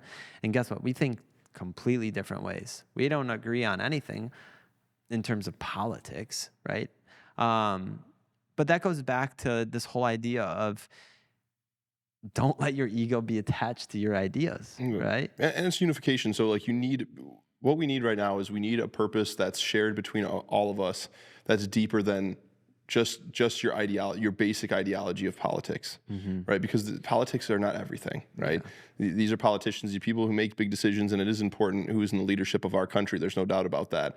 But at the end of the day, that shouldn't make you hate your neighbor, right? So we need a defining purpose underlying bigger than just politics, right? We need to be proud to be an American again, and everyone needs to have that pride, whether you're a Democrat or Republican or neutral or in the middle. It doesn't matter. We need that unification of we're Americans. And we're together first, right? And we might have different ideas or ways of thinking, and that's okay. But it's one of those things that we just don't have a unifying purpose anymore, because we've made that presidential seat, regardless of what party you're in favor for, it doesn't matter, a clown chair, and that clown chair is now represented, that's the leadership of the United States, one of the most important jobs in the world. And unfortunately, we made it a position where it's memed and it's laughed at, and who's going to sign up for that seat that is competent enough who wants to be in that finger pointing seat, you know, that's competent and smart. Right. I mean, come on. And instead we need to have that patriotism back. We need to understand that we're Americans and how lucky we are to have this country the way it is, to have the freedoms that we have. And I think that we've taken it all for granted, and now we're just finding ways to point blame at your neighbor, because like, oh, if it's not my way of thinking, it must not be right. And that's not going to get us anywhere. That's ignorant thinking. And like I said, it's the perfect example is that we're screaming at each other while we're just covering our own ears. It's I have a couple of things I want to say. The first thing is that one of the saddest things to me, and I don't know why I think about this, but I do, and it's that society in any point in my life has only come together when there has been devastation, when there has been something horrible that has happened that has unified people and has brought people together and has made people realize that, okay, all of these little nuances mean absolutely nothing. Nothing. They mean nothing, because what means the most at the end is that we're all there for each other, and we're there to be a support system for each other.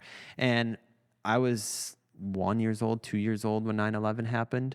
I don't remember a thing. But what I hear, what I read, what I see is that the country was unified. The country came together. It didn't matter who you voted for. It didn't matter anything about you, whatever color you were, what kind of car you drove.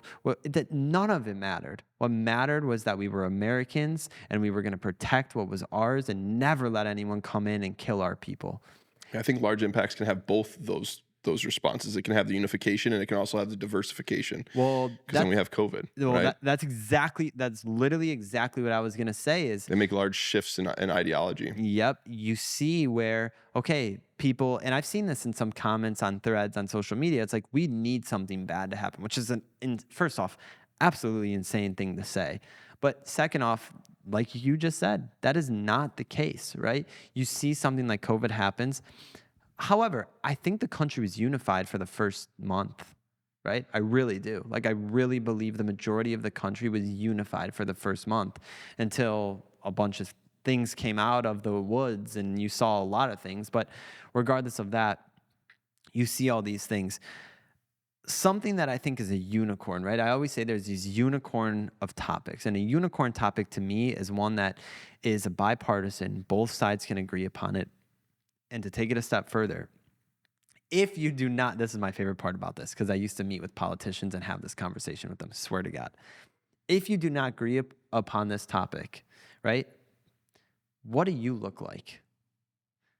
You look like someone that is arrogant, that doesn't care about the people, that only cares about yourself, only cares about fulfilling what's going to further your personal benefit. And I think fitness is a topic like that. I think fitness is a unicorn of a topic. Just like this podcast and how we've been able to move and get into certain scenarios, this is a unicorn of a topic. Life skills and financial literacy and building foundational knowledge. Who in the right mind, even if you did believe this and say, that's a bad thing, I'm not supporting that, well, guess what? You're going to have a whole slew of people coming at you saying, what? You don't think that the youth of America should be educated on these topics? Like, why? Why would they not be? And I think fitness is starting to be that. I think we're seeing that with RFK. I think we're seeing that with the shift in just looking at some younger people and what their focus is, especially you ask young kids today, what do you want to be when you grow up? I forget what the statistic is, but majority of them say they want to be a YouTuber, an influencer, right? They want to be something in this realm. And what do we see all these big influencers, YouTubers, online personalities have in common nowadays? It's that they're all in shape. It's that they all care about their fitness, right? I shouldn't say all, but you get what I'm saying. The majority of them care about that. So with that being the case, right? And before I take a dive into my next topic, would you agree with that? Would you think that's Yeah, true? I agree with that. I think that you have to look at, social media influencers as underneath the microscope of social pressure as well. Because like, if you're not in shape, everyone's going to tell you that you're not in shape, right? So there's another big societal pressure that falls behind that. Do you think that's a bad thing if they tell you that you're not in shape? Well, listen, remember, I love these extreme topics, like when it's yes or no, but I'm going to tell you every single time that the answer's in the middle. I don't think people should be shielded from criticism ever. And but I also don't think that people should be able to be cruel, absolutely cruel and horrible underneath an alias that's not connected to them. Facts. Right. So Facts. Those are the two extremes on both ends. And like, there's a lot of just those meme accounts that have like an avatar of someone, just a random cartoon, and they just go on people's pages and just slew nonsense. Yeah. And they get to be a troll, and that's what that. And first of all, what kind of person is that sits at home and does that? That's going to be the future pedophile, the future killer, weirdo, neighborhood weirdo, whatever. That's going to be that person Isn't it because kinda they're not strange? virtuous in any way, and they get off on negative value Yeah. trait. That's the Machiavellian trait. That's actually the dark triad. That's narcissism. That's Machiavellian. You know, that's just like, that is horrible deceit. You know, like that's going to be a terrible person. But anyways, these kids are doing it young. But what does this look like in 10 years? We don't know, because you've never been able to do this before. And then in the upcoming time, and you know, maybe this will age well with time, and I hope it doesn't. But I know I believe for sure that not necessarily violence is going to be the unnecessarily violence or brutality is going to be the problem in the future. It's going to be pedophilia, because you take people, and what people are doing now, people are in the least, this is the time where there's been the least amount of relationships socially. And the people in the middle age, so that are of consenting age to have sex, the least amount of sex ever before, right? These kids are growing up watching porn all the time, and not going out and because it's obtainable to anybody. You just www. whatever you want to go to, right? Yeah. And think about this, like before, you know, only kings had access to women in surplus amounts. Now the biggest peon, as long as you have access to the internet anywhere, can see all these images of the most beautiful women in the world and do whatever they want. Yeah. If you don't think that's going to cost you something, you're out of your mind. Because why would people go out and risk rejection if you can have succession every single time at home? Wow. Right? And if you don't think that's going to Steep. turn your mind down the road and twist the fabric of reality and how people treat other people, you're crazy. You know, and it's like when you know, people just want to brush it under the rug, oh, it's not that big of a deal, it's just that. Yeah, let that brew for 30 years, because this is what always happens. You stay in the age of your trauma. So let's say at 18 years old, you decided, you know, you got rejected by a chick that you tried for, and you decided you never want to try again. I'm just going to watch porn. Okay. You extrapolate that 30 years, you're actually only 18 years old in your relationship knowledge and experience. Yeah. When you're 50 and you have an 18-year-old mentality, maybe 16, whatever it is, could be even less than that, you're going to be weird. You're going to be weird. You're not going to be able to set up a relationship. You're definitely not going to be confident about it because you didn't practice it. You're going to be so disinvolved from that it's going to be just completely foreign to you. It's going to be like, what are you going to do? You're going to forcefully put yourself in a situation and do something just disgusting, nasty. And that's your future children. That's going to happen too, because that's going to be the age it cooks. It cooks just about the right cooking time for all those bakers to bake their loaf and be freaks. Yeah. So it's coming.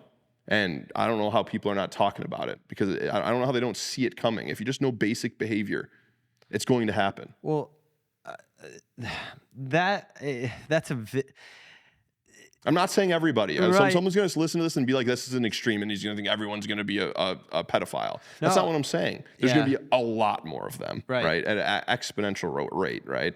So because you're depriving people. There's a lot of people that don't take the responsible route. They're not going to go and do the action and ask a girl out because of the fear of rejection. Well, I think people, and I don't mean to interrupt you, but I think the answer to your question is, I don't think people are in your position. I think the majority of people are not in your position. And what I mean by that is, you talk to so many different kinds of people every single day. It's what you've done for the past 10 years. Mm-hmm. You have so many different walks of life. Different countries, Like I used to train That's what I was literally going to say. Foreign exchange students, where if I recall correctly, and let's see how good my memory is, one of them had godly amounts of money and would leave his car running during your session, parked up front, and just godly amounts of money. But you get to talk to all these people, and you get to see the human behavior as it changes over time. Excuse me, just as you were telling me, look at gyms in East Lansing today. Sure. Not a lot of enrollment happening. Yeah. Why is that? Yeah. COVID. Sure. They're COVID kids. Yeah. You take two different circumstances. You take think about it. Those kids were going through COVID during their high school years, the most social time for you to develop your social skills. You remove them from that. Tell them, basically it was, don't talk to anyone, don't leave your house, and don't do anything social. You might spread this virus, right?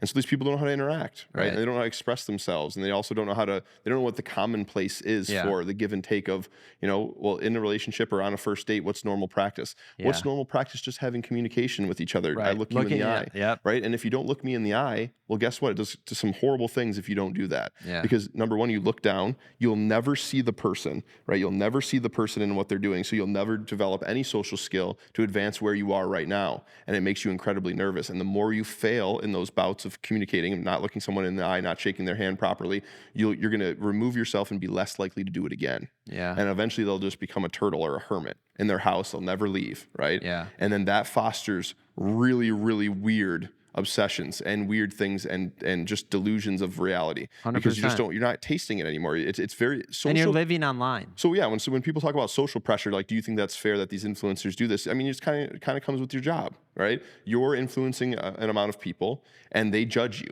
you know, and that's what you sign up for. Yeah. And if people don't want to realize that, like, you look at, you know, Justin Bieber's a perfect example of this, is that his whole life as a kid was under a microscope. He was a superstar. Yeah. He didn't get to be a kid, and it messed with him bad. And now look what's happening with all the Diddy stuff coming out about potentially and it messed with him bad. Justin Bieber being a victim of that and writing songs about that. Sure. Well, I mean, actually, the whole Purpose album that he put out was about that he didn't get to have a childhood and that he needs time just to away from music to live his life and figure out who he is, because he just missed 15 years of his life. Yeah. You know, because it was just money. It was 15 years of money. And think about that. Like, 15 years in your most developmental years, and you trade it for money, it's like, of course there's going to be some things rattled in your cage. Were you a JB fan? There's no doubt. Of course. I mean, he's an amazingly talented person, you know, like it's rare though for a guy to be a JB fan. I mean, listen, I appreciate talent as it is, you know, and actually some people, I don't care if I share this, I'm a big Adele fan as well. You know, I just think that people are absolutely amazing and entrepreneurs of their craft. Like, they should be appreciated, you know? It's so funny you say that. Honestly, I might look for a second while I talk to you. Justin Bieber, I don't know why he got so much hate from guys, literally. Jealous. Yeah, because I always looked when I was a kid, like Justin Bieber, I was like, the guy could get any girl he wants. He's got everything in life. And I was like... That's a simple answer. They're jealous, right?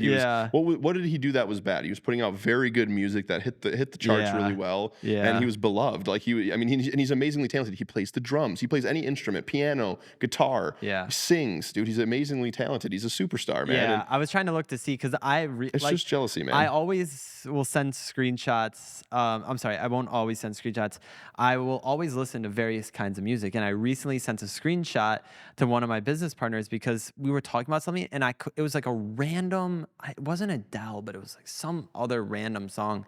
I was like, I was just listening to that song, and they were like, no way. And I was like, you don't believe me? I was like, let me see if my search, if it was far enough, you know, or more recent enough where it didn't get deleted. And it was right there. And it was like Adele, 42 Doug, like Olivia Rodrigo, Drake. And he was like, wow, that's quite the catalog of music. I want to pivot into something that I've been waiting to talk about with you on this podcast, and that is Ozempic. Oh, snap. Yeah. Okay. Good song for that. Good song for that. But I really want to know, what are your thoughts on Ozempic as one of the leading bodybuilder in, what do you call it? I always say, like, what are you, a coach, bodybuilder coach? Coach, yeah. All right. So what do you think of Ozempic as the leading bodybuilding coach across America right now? I always think if you're trying to replace food or any kind of, you know, normal processes with a medication, it's a bad idea, you know, and there will be kickback, and it's so new in the program that we don't know what the kickback is yet. Yeah. But, you know, is it effective in doing what its job is to do, which is obviously to modulate blood sugar, which can control hunger cues, which can, you know, move things. Yes, but you don't fix a hammer and nail situation with a wrench. You know, and that's exactly what this is, right? So, but what about the people that say, and I think you, again, kind of alluded to this, but I want to ask it more directly. What about the people that say, well, it's better to lose weight than to not, right? It's some of these people, they weren't going to go to the gym. They weren't going to do anything about it. So it's unhealthy to be big. So why don't they just take a shot if they weren't going to do anything, and now they can lose weight? Sure. What do you say to that? I say that, yeah, maybe it is better to lose weight than, you know, if you're overweight, obviously, than not to lose weight. But it's also worse to lose weight and then slingshot your weight back to maybe even more after you stop the medication, which has to be stopped eventually. And we don't know the long-term consequence. These people are the guinea pigs. So once someone gets off of Ozempic, they will gain that weight back. The hunger cues are so ferocious that no matter, let's say it was a bigger person too that had hunger cues their whole life, like strong hunger cues. Hunger cues just meaning like hunger pangs, like you're hungry. Yeah. Like you're ferociously hungry. Yeah. It will be a magnification of 10 times as soon as that medication stops. Wow. Why is that? Because this is Newton's law. Every action has an equal and opposite reaction. If you're going to stifle or suppress something in your body, and then that medication is not there anymore, Boom. boom. What's your body's main job? Stay the same, right? And it remembers where the same was. Yeah. And you don't have the thing that was triggering you not to be the same anymore. And it's going to come back, and it's going to come back with a vengeance, and it's going to come, and you put that weight on so fast that it doesn't just affect you physically, it affects you emotionally, mentally, right? And this is not something that you can sustain over time. Like it's not going to be good for you, right? This makes people nauseous, right? This makes people ill, like they'll throw up, Literally. you know? This is I know someone that literally throws up all the time because right? of Ozempic. Of course, yeah. And think about that. You're basically modulating. It's just because you're not willing to put in the micro work, you know, the stuff that I do, that I coach, that I teach. You're not willing to seek that information and put in the work, and you want a fast, quick result. When has a fast, quick result ever equated to something great? Yeah. Never. So one of the questions I was really curious to ask, is there any crossover happening right now in the bodybuilding world with Ozempic and training for a show because of what it does to suppress your hunger? Yeah, I'm sure some people are experimenting with it. I would never recommend it. The thing about new medications that come out is you got to let people be the guinea pig if they're going to sign themselves up for it, you know. And I don't say that as like they should go do that, you know, even though I would highly recommend no one takes it. Yeah. But people will. Yeah. It's America. People will do it. So wait until the literature's out and see what happens to them. I've looked into it pretty deeply. I'm really scared about pancreatic cancer with it. You know, over time, especially if you abuse it, and especially if you use it for long bouts of time, there's just it just seems like to me and its mechanisms of action that it's going to be a very scary place. Why pancreatic cancer? Because the pancreas is what secretes insulin. Oh, okay. Yeah, the beta cells are what increase insulin in the pancreas, and you know this is all modulated. You know, and it's one of those things that I've never seen in my life, and I'm in the bodybuilding realm. There's many, many drugs going on in the bodybuilding realm. Okay. Yeah. I've never seen anybody in the history of time get away with something without paying a price. Yeah. Ever. Especially with that. Medication. And there's nothing too good to be true. Because guess what? Everyone would do it. Yeah. Everybody would do it. Yeah. And it would be, why not? Why not do it? If it has no repercussions, why aren't you doing it? It's like water. Go ahead and drink it. Right. It's going to give you something that you need, you know? Nothing's like that. I'll put this together and wrap it up with a bow tie so we can move on to the next topic of what you just said, where there is always consequences for an action, right? You always pay the price for it. Going back to why you think, your theory of why pedophilia will rise, it's because there's no one there to punch that person in the face. Sometimes someone's got to get punched in the face to know and correct course on their life. Sure. Right? Maybe it's not a physical punch. Yeah. There's a quote in the Old Testament that says, the ones who carry swords but keep them sheathed will inherit the world. And I think what that means is that the people that can be a monster, that are capable of to do horrible things, but choose not to, keep the terrible people in check. And with the way that we're living right now, there's a lot more of the terrible people, and there's a lot less of the heroic people. Yeah. But that's the story of every hero. Every hero is not a pathetic loser that doesn't do anything. Yeah. That's not a hero. A hero is someone that is capable of terrible things, but instead they choose to use it for good. Yeah. And that's what a hero is. And that's what keeps the bad people in place. And that's the best. Those are the best parts of social pressures. Yeah. And reputation destruction. That's true. And there's good and bad to that too. Obviously, there's bullying, reputation destruction, especially in younger people. But it also keeps people in check. It tells you, hey, you're doing something outside the norm, and if you do it, I'm going to judge you as you should be judged. Yeah. And if you do it again, then you're going to be judged by so many people that you can't even show your face in public. Yeah. But that's also the problem with what's going on with the internet, is that you got the extreme with no repercussion. Yeah. You can say whatever you want.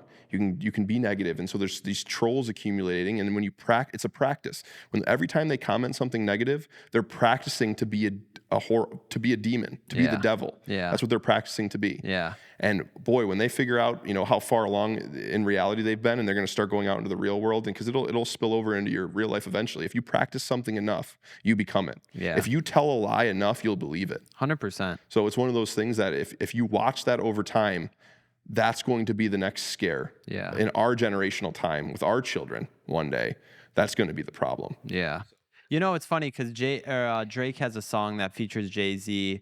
It's called Love All. And I cannot remember the lyrics right now. I've been trying to think of them as you were talking. But basically, it's like, maybe Ben will pull it up. Yeah, pull the lyrics up, Jay-Z. Keep going. See, right here, he says, best thing I can do is not build with you. When I could destroy you, that takes some fucking discipline.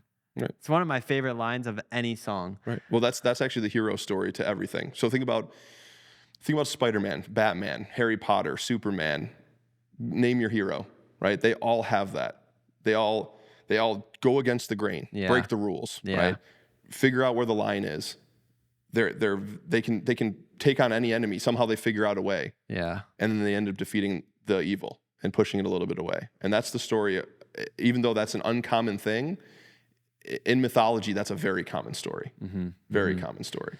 Yeah. So, yeah. Real quick, Ben, I want to do a segment with Jeremy. Maybe if you want to find some fitness tips while I go into the next topic. So basically, we do this segment with some guests where Ben will go and find a bunch of videos on fitness tips, like shorts. Sure. And we basically say, like, are they bullshit or are they real? Yeah, check them out. But while he'll pull up a bunch and then he'll tell us when he's ready. While he pulls that up, I want to talk about the bodybuilding industry as someone from the outside completely, because I find it so fascinating.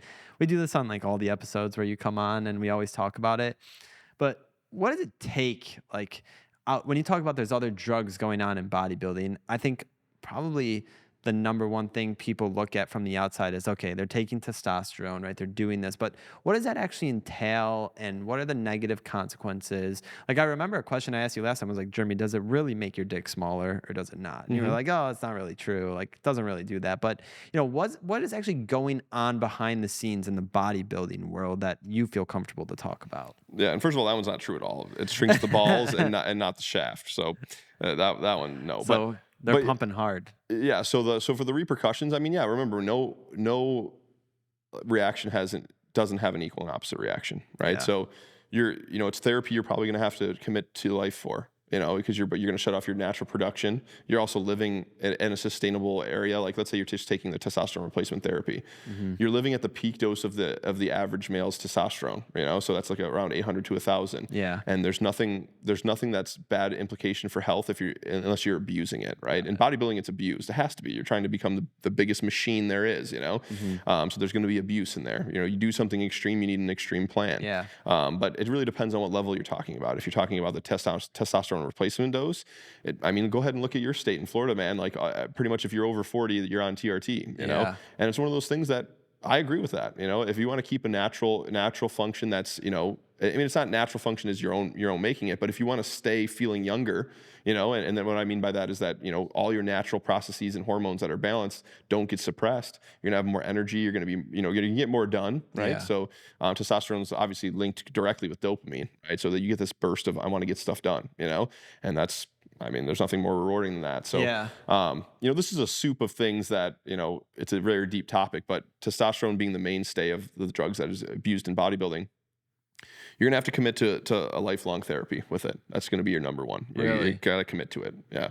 You have about a 2-year window. If you're gonna start it, you can get out, 2 years if you do the right PCT and stuff after that, post-cycle therapy. So after the cycle is done, you take some medication to get you back up to your regular levels, and hopefully you can make it back up to what your peak natural was. Some people can, some people can't. Right. How much does it deplete if you can't get back? 0. You go to 0. Wow. Yeah, it's completely suppressed. Wow. Well, you mean if you come off of the drugs and then you want to get, it varies person to person. Some people will get 100% function back. Okay. Some people will get, it depends on how long you're abusing it, right? If you're abusing it for a really long time, probably diminished returns. Like, you're probably going to have a way lesser effect, maybe 50% of what you naturally were. Wow. Maybe less. Wow. Right? And it also declines with age. So you don't even know which is part of the age and which is part of the hormone itself. Yeah. It's a multifactorial thing, but when it comes down to testosterone, and aging, as long as your blood pressure's in check, as long as your health markers look good, you go ahead and use that medication. And if you're therapied to it for life, just make sure that you're monitoring your blood work and doing it smart. Don't be doing anything stupid. Yeah. With how many people are getting into it that are recreational, that's a mistake. Which is like almost, to me nowadays, I mean, And let me define recreational fast. I mean, like people that take it thinking they're going to get huge and don't even try to do the diet or anything else around it. They're just boom taking it. Yeah, and they're just not getting none of the benefits for it. It's not a magic potion. It's not at all. Do you think that, and I know this is your opinion, do you think that people that are just working out recreationally in their 20s or 30s should be taking it to see a big change, or do you think it should really only be if you're really trying to go out, be that big bodybuilder, go to shows, do all that stuff? Depends on how you use it, right? In bodybuilding, it's heavily abused. So, like, let me just give you the TRT dosage for males on average is 150 milligrams a week. That would keep you at the optimal exceptional value for the average range. Okay, bodybuilding can abuse it up to 10 times, 20 Holy times shit. the androgens of that, right? Mixed with other drugs as well. So you got to understand the scope of abuse, right? And what you're doing it for, how long you're doing it for, right? Yeah. So, there's a big spectrum to this that a lot of people want to throw it all under one hat. That's just not how it works, man. Like if someone's going recreational and let's say you're 23 years old, you got your testosterone checked, it's subpar in the late or like lower than 400, right? That's no way to live, man. Yeah. And you can live a higher quality of life if it's not like that, Right. And so you got to get it retested. One test isn't enough. Right. Wait 3-4 months, 6 months, get it retested. Same or lower, seriously consider it. It will increase your quality of life. There's no doubt about it. Your ability to get stuff done, your confidence, your libido is going to be great. You're going to have more energy, right? It's a very important male hormone in the male body, right? Very, very important. So, do you have to take it? You don't have to, but it's just one of those things that when you experience life with it, it doesn't give you a euphoria. It's not a recreational street drug, it doesn't give you some euphoria, Right. But it helps you on the day-to-day tasks. You're going to be when you're not abusing it, you're going to have less tendencies to be anxious, right? You're going to want to get things done. You're going to wake up, you want to get things done. You usually have less brain fog, right? Especially when you're at 350 or 400, like your body's always in overzooted mode, because everything's a hard stressor to it, Yeah. So there's a lot of benefits to it, but once again, the answer lies in the middle. If you don't need it, if your natural test levels are 750, you were up there and like really high at 700, 750, it's one of those things that no, like why would you consider it? That's an exceptional range. You're gonna take therapy for life for a 300 milligram per week increase. Yeah. No, you don't. That's garbage. Would someone in those levels feel it? Like, would you feel it when you were From 700 to 1,000? Yeah. No. No, But yeah. from 300 to 1,000, absolutely, you'd man. feel it. That's threefold. Right, You're gonna right. feel and not feel it. You don't like. It's not like it's injected and you're Yeah. like, oh, I feel it. Yeah. No, but like your day to day life, you're gonna get better sleep. You're gonna have more energy. Like there's money can't pay for things like that. Like Right. you can't just exchange money. That hormone is important. It plays an important role. So. But you have to look over your whole health. You can't just be like, I'm just going to aimlessly take this. And even at the therapy dose level, you have to monitor your health. What's a sign that someone is taking it? Because for me, like I walk into a gym and listen, some people might say this comes off as a little bit judgmental. I would say I just observe. I'm always aware of my surroundings. Anyone that loves me or is close to me knows Maverick is fully aware of everything that's going around him at all times. I walked in the gym and like I see a lot of back knee, right? Would you say that's like the biggest sign you could see from the outside is back knee? Sure, back knee's one, but there's a lot of people that just have horrible acne, and you can't get that misconstrued either. So if someone's taking the therapy dose, which is, trust me, it's very effective, and you can have a plethora of size. The recreational person would be happy at a therapy dose. You would have sometimes no signs, but if you're susceptible to hormonal acne, then you'll have more hormonal acne. You know, and it's funny how this works too. Some people are like, oh, if I took this, that, and the other thing, I would be just as big as them. No, the people that are big without it will be big with it. Right. The people that aren't big without it aren't going to be big with it. Right. They'll be a bigger, but they're not going to be this exceptional person who they think they are. Because that call comes down, I heard you talk about this forever, is the genes. Like some people just have the it's gene. androgen receptivity. So like you have a certain amount of androgen receptors. The more that you have, the more that it can accept the saturation of more androgens. Right. So it really comes down to that. And if you don't have a lot of androgen receptivity, or you don't have a lot of androgens in the system, that's definitely an environment where you're not going to convert a lot of testosterone at all, Right. and you're just not going to have the testosterone features, which are the masculine features, So that's just going to be that way, and that's part of the genetic. But if you add the synthetic version in your body, well, you can make up for some of it, but you're not going to go from Joe Schmo to Ronnie Coleman, It's not going to happen. So Or who was the guy I liked? Jay Cutler. Jay Cutler. No, He was was it just in Michigan yesterday. Was it Jay Cutler? Yeah. He invented the calf phrase, the half. Yeah, Jay Cutler. Full. Yeah, he was just here yesterday, Was man. he? Yeah, in Ypsilanti, Damn, man, I like missed an it. hour and a half away. I don't. He's a great guy. Jay Cutler, man. Like, if you ever listen to this podcast, you're a great guy, man. He's a good person in the industry. He's happy-go-lucky, and it's crazy that he's even still coming out to Michigan. We're not the biggest on the map for the Where's like the number biggest of shows. bodybuilding states? Florida, California, Texas, and New York. Interesting. Yeah, those are the biggest. And I don't know if you want to talk about this. If you don't, we can edit it out. But all that stuff that people are taking, maybe if it's not in a state like Florida where you can go and get it, I don't know how it works. But is it all illegal? What's happening? Like taking it, you're buying it illegally, you're taking it. How are you regulating what's actually inside of what you're getting? Yeah, that's a good question. I mean, people in the bodybuilding industry, there's some drugs that you have to, get illegally, right? But in terms of the TRT, you can there's telehealth now, which is such a wonderful thing that you can talk to a doctor online, get your blood work done, send it in, and then they can take your blood work and send you the prescription, and that's completely fine. And I do I have a prescription for mine. You do? Yep. I do telehealth with this guy, Dr. DeSantis. You know him? Hey, it's this guy. There he is. Yeah, No, because I don't want people to think we're being disrespectful towards doctors. But no, seriously, I really do call you. Like, I get my blood work back, I send it to Jeremy. My dad just got his blood work done, sent it to Jeremy. That's another thing too. Get your blood work done. It's one thing to look outside the hood and just throw shit on the wall and hope it sticks, but why not look under the hood? Talk to someone who knows what they're talking about and get that done. And so so let's go through that for a second. Sure. What would you recommend? Like, say someone's like, Jeremy, all right, I want to go get my blood taken. What do I do? What should I get tested? And then, what do I do after that? Yeah, so I mean, it all starts out with how you're feeling, right? So like, come up with a slew of things. If you've been feeling a little bit off, typically when people want to get their blood work done, it's not like they usually don't come to you in the most pristine health, being like, Jeremy, I want to test my blood work. They have a reason for they want to test their blood work most of the time. But either way is a good example. If you're feeling really good, that's a great panel to get, because then when you're not feeling good, let's say you're in the hospital, the doctors take your blood work. You can go, hey doc, this is for blood work from when I was feeling really good. Yeah. And here's when I'm not feeling good. Make it look like this. Right. And they'll be like, this is great. Yeah. That's like giving someone an answer to the test, like, oh, perfect, we'll figure it out. So they'll use that, and that's an important thing to have. So don't think it's a dumb idea if you're feeling good to get your blood work done. You should definitely do that, and there shouldn't be resistance. And this is what's unfortunate about the medical field right now, is that when most people go to their doctor, I'll tell them like, hey, you have two ways to do this. You can go through a private lab where you have to pay out of pocket. It's not terribly expensive, or you can go to your physician and you can request blood work, but they're going to question you like you're in some criminal chair. They're going to be like, let's say, Maverick, you go to your doc and you don't have a good relationship with them, and it's it's just one of those docs that come in and out, and you're like, hey, like, I would really like to test my hormones. I'm just interested to see what they are.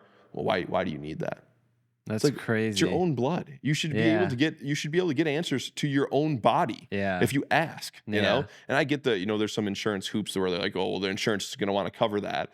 Then just say that. But getting your blood work done it's not expensive if you go do it privately, right? It's not expensive when you do it privately. So it's not expensive if you do it. It shouldn't be expensive if you do it through the physician either, But they're just being ridiculous. And like the thing about the insurance companies is like, for your customers, you shouldn't have a problem covering blood work because you're testing for something at an early stage of something that could be worse later. Right. You could catch it early. Yeah. And if you catch cancer early, well, you don't have to pay for 10 years of the end of life therapy for that, Yeah. And so that doesn't make sense to me. But anyways, it's a broader topic. But the physicians get on you and they'll start asking you questions like, well, why do you need that? We'll just run regular, physical blood work, which is CBC and CMP.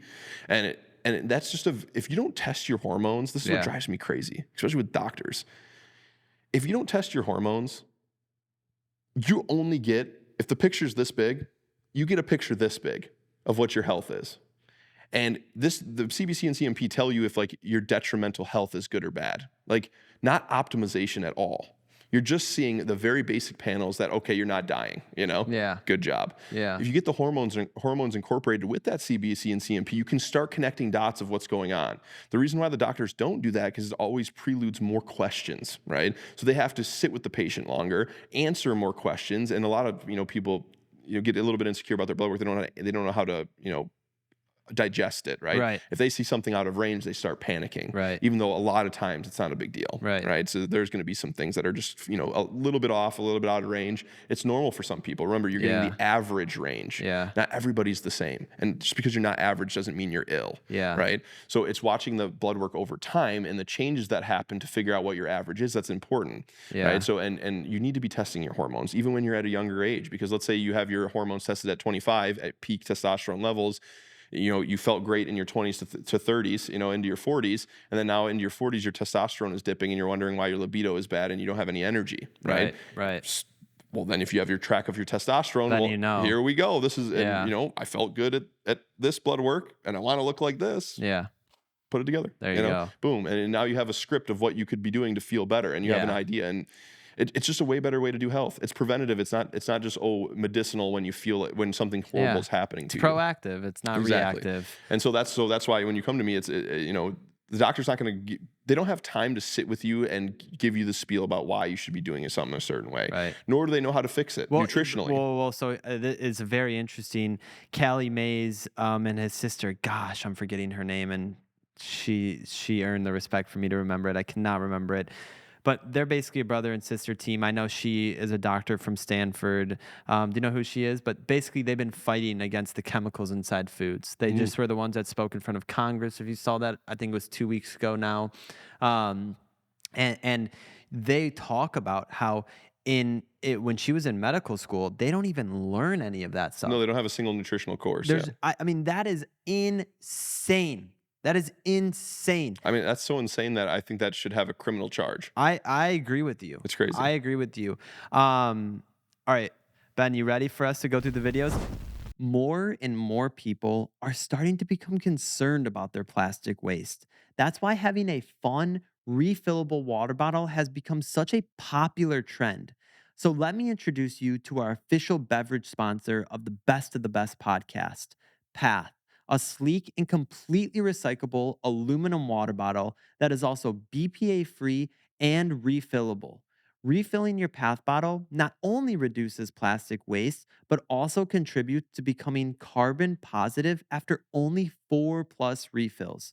Since 2015, Path has been on a mission to end single-use plastic. It's not about drastic changes. It's about simple lifestyle switches. By educating people and encouraging them to #refill it, Path shows that every refill counts in the fight against plastic waste. It's a small step that can make a huge difference. You can find Path in over 55,000 retail stores worldwide, including stores like Whole Foods, Target, CVS, Sprouts, and many more. Path is also present in airports, gyms, schools, and has extended its reach to travel, fitness, national parks, hospitality, and healthcare sectors. To learn more, visit drinkpath.com or follow them on Instagram @pathwater. Now, let's jump back into the episode. So basically, Jeremy will watch these and then you'll give your opinion on them. Yeah. 3 hacks to get those abs to show quicker. Number 1 is to reduce the amount of carbohydrates you're consuming. When you eat a bunch of carbs, right, the sugars, the starches, you're going to retain more subcutaneous water, which brings me to number 2. Drink 1 gallon of water a day. Lemon water, for me, is actually ideal because the lemon acts as a natural diuretic. By increasing the amount of water you're actually consuming, the less your body is actually going to retain and the better your, which brings me to number 3, and that is burn more calories. The most calories you're going to burn in the shortest amount of time is jump roping. The way to jump rope from cross rope is next level. You're not only going to get those abs to show, you are going to get in amazing shape. All right. So, first of all, what pre-workout does he take? Because that will make him more money than any of his male products that he sells. By the way, he is hyped up on some serious speed. But yeah, his 3 hacks. I mean, they're generalizations that, of course, are true. The more water you drink, the less water you hold. Right. That's just part of the antidiuretic hormone. That doesn't mean drink exuberant amounts of water. Obviously, there's a right range. You know, too much of anything is a bad thing. Too much water will kill you. You know, just like not having any water will kill you. So it's one of those things that there is a range, and about 1 gallon a day. We just talked about that today. Is you know, for most males, a good shooting point for that. And he also says, you know, do more cardio or burn more calories. Yeah, but jump rope is just one form. There's not one form better than the other. The best form of cardio that you can ever get, and this is always going to be the best hack, I don't care what anybody says, is the form you like to do. Yeah. Do the form you like to do, because you're going to do it with more intensity voluntarily. You're not counting the minutes. Right? 100%. That's all that matters. 100%. Find something that you like. If it's roller skating, it's roller skating. If it's skateboarding, it's skateboarding. It doesn't matter. Right. Figure out activity. Get a heart rate tracker. Monitor your heart rate. Doesn't matter what form you do. If you like to play basketball, play basketball. You know, do your thing. But it's just funny because he just threw in jump rope. Like it was one random thing, but technically he's not wrong. Yeah. And what was the second hack? I think that you went through them all. Water. Well, the first one was eat less carbs. Eat less carbs. So of course, I mean, eating less carbohydrates, but that doesn't mean, when you get information like eat less carbs, there's no substance to that answer. Well, what's too much carbs? Yeah. How much carbs are you eating? What if you're not eating any carbs? How do you eat less carbs? Right. So, I mean, these generalizations, like they're good clickbait on the internet, but like he's talking, but it doesn't have much meaning, but he's got good intentions. All right. Next clip. I love this segment. These are 5 fat loss cheat codes I wish I knew when I started. Number 1, walking should be your main form of cardio. Research has shown that it burns the most fat. 2, the formula to being able to build muscle and lose fat is a high protein diet, 30 to 50 grams per meal, multiplied by a caloric deficit and weightlifting. 3, sleep a minimum of 7 to 8 hours. Sleeping any less will feel like playing Call of Duty or FIFA on hard mode. 4, train in the morning and eat in the afternoon. Myself and my clients find the most productive formula is to train in the morning and then break your fast after midday. Number 5, track your diet for 1 day and then eat the same food every day for a week. This will make your journey so much easier. Pauses. What's this guy's handle? Dr. Mike Diamonds. Dr. Mike, if you ever need some advice, which you do, just give me a call, man. So we're gonna break these down. What was the first hack here? He had 5. I lost it already. So just run through it. Okay, so we go ahead and pause this. Walking, he says, is proven to be the most effective fat loss formula. That's not true. That's not true. So with fat loss, you do want to stay in a low intensity steady state, and what that means is that it's a low intensity, so your heart rate is in the lower ranges, stages 1 or 2, and it's steady. It doesn't change that direction. And the reason why that is because if you go into higher intensities of cardio, it burns the glycogen storage inside the muscle cell itself. And when you burn the sugars inside of the muscle, what you're doing is actually lowering the power of that. So let's say you go to resistance train after that, right? Let's say we do his hack that you exercise and bike in the morning, and then you don't eat till 4, right? Let's say you work out at 5, right? The reason why this is going to be horrible is you take a high intensity cardio, right? Yeah. You exacerbate the sugar, which is the ready accessible energy inside the muscle. The storage is 0 with higher intensity. Right.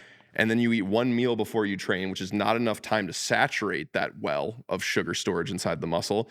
So you have no energy by the time you get there. That's the workouts that you get about 15 minutes in, and at first 15 minutes, you feel like a monster. You feel great. Yeah. And then the 15-minute mark hits, and you're like, I feel like crap, I need to go home. Yeah. You just instantly hit a wall. You feel horrible. That's what's going to happen. So this guy is way worse than the other one. This guy, in terms of theories of saying something's the best, remember, the best is the thing that you're going to do the most consistent. So remember that, and remember that low intensity steady state is going to be the best way for fat loss if you combine it with resistance training. Yeah. Right. And if you're not going to combine it with resistance training, go ahead and hit higher intensities. That's completely fine because you're not using that muscle, that glycogen storage for something that's going to be explosive or build muscle.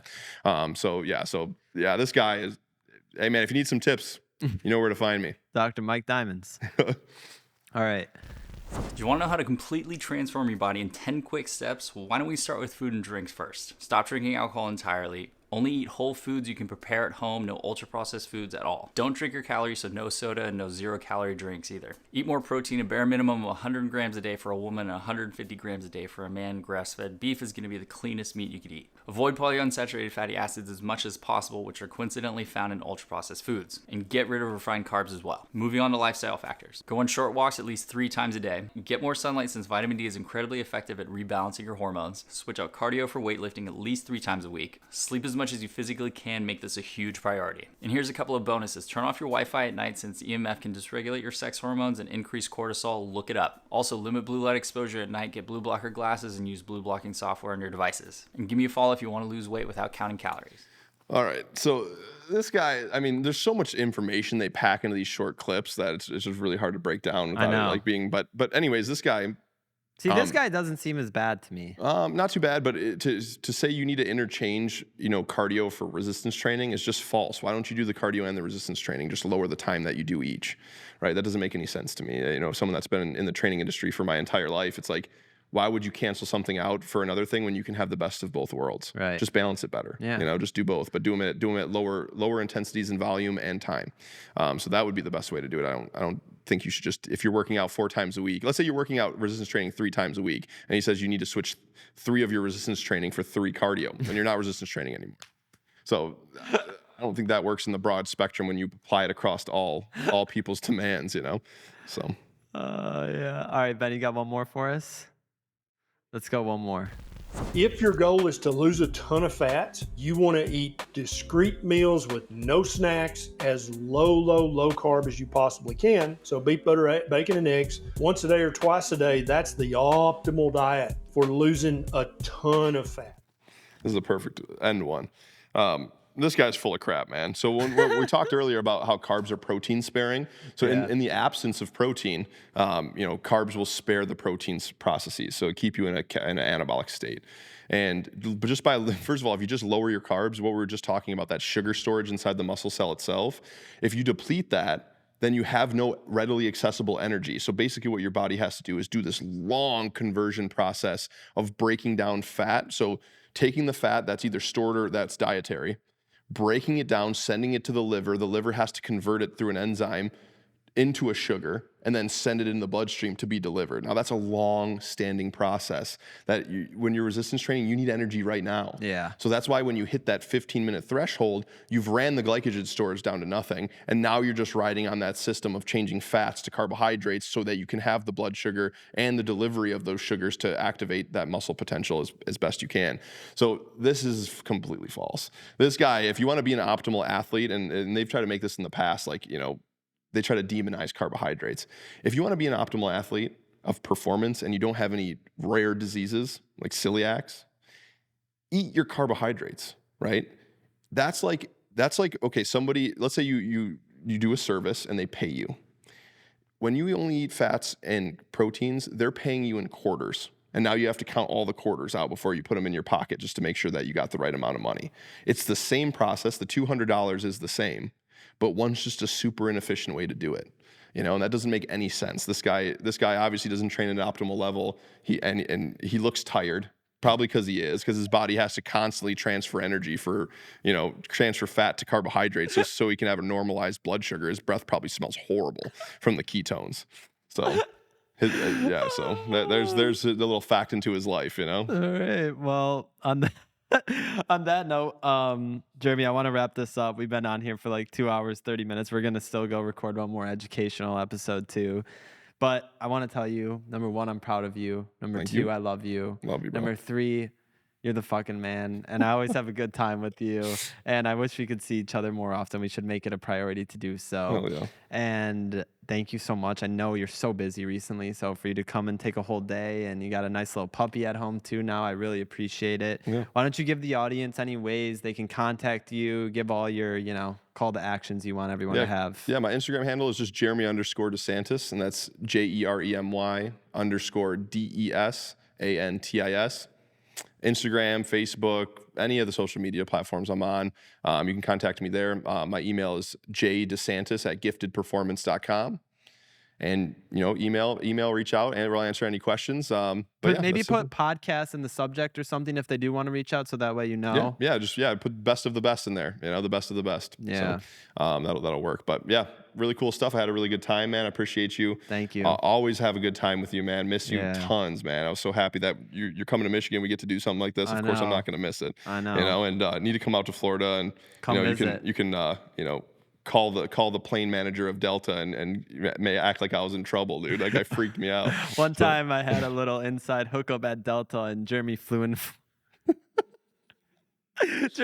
Florida, and I had them come on the plane early and take Jeremy off the plane like there was a problem. Yeah, he had security take me off the plane, and I was just like, what could possibly be going on right now? It was a good time. You're the man, Jeremy. Thank you so much. Sir. Thank you, everyone, for listening. And I want to give 2 more shout outs before we end this podcast. First shout out to War Room Nutrition. great gym based in Troy, Michigan. They've totally, honestly, I was going to say they opened up their doors, but really they closed their doors so no one else could come in so that we could be in here. So thank you to those guys. And a big thank you to seriously Bill and his entire team. They also released this product, War on Sugar, which are these amazing protein bars, no BS in them, no no seed oils, no nothing, no sugar. So these are great. I believe by the time this episode airs, you'll be able to buy them direct if you're a consumer. So probably go search War on Sugar somewhere. Right now, you can only buy them at a couple stores in Michigan. So thank you to them. And this is a really cool gym we're here. So thank you, Jeremy. Thank you, Ben. Thank you. And thank you, everyone, for listening. See you guys later. See you.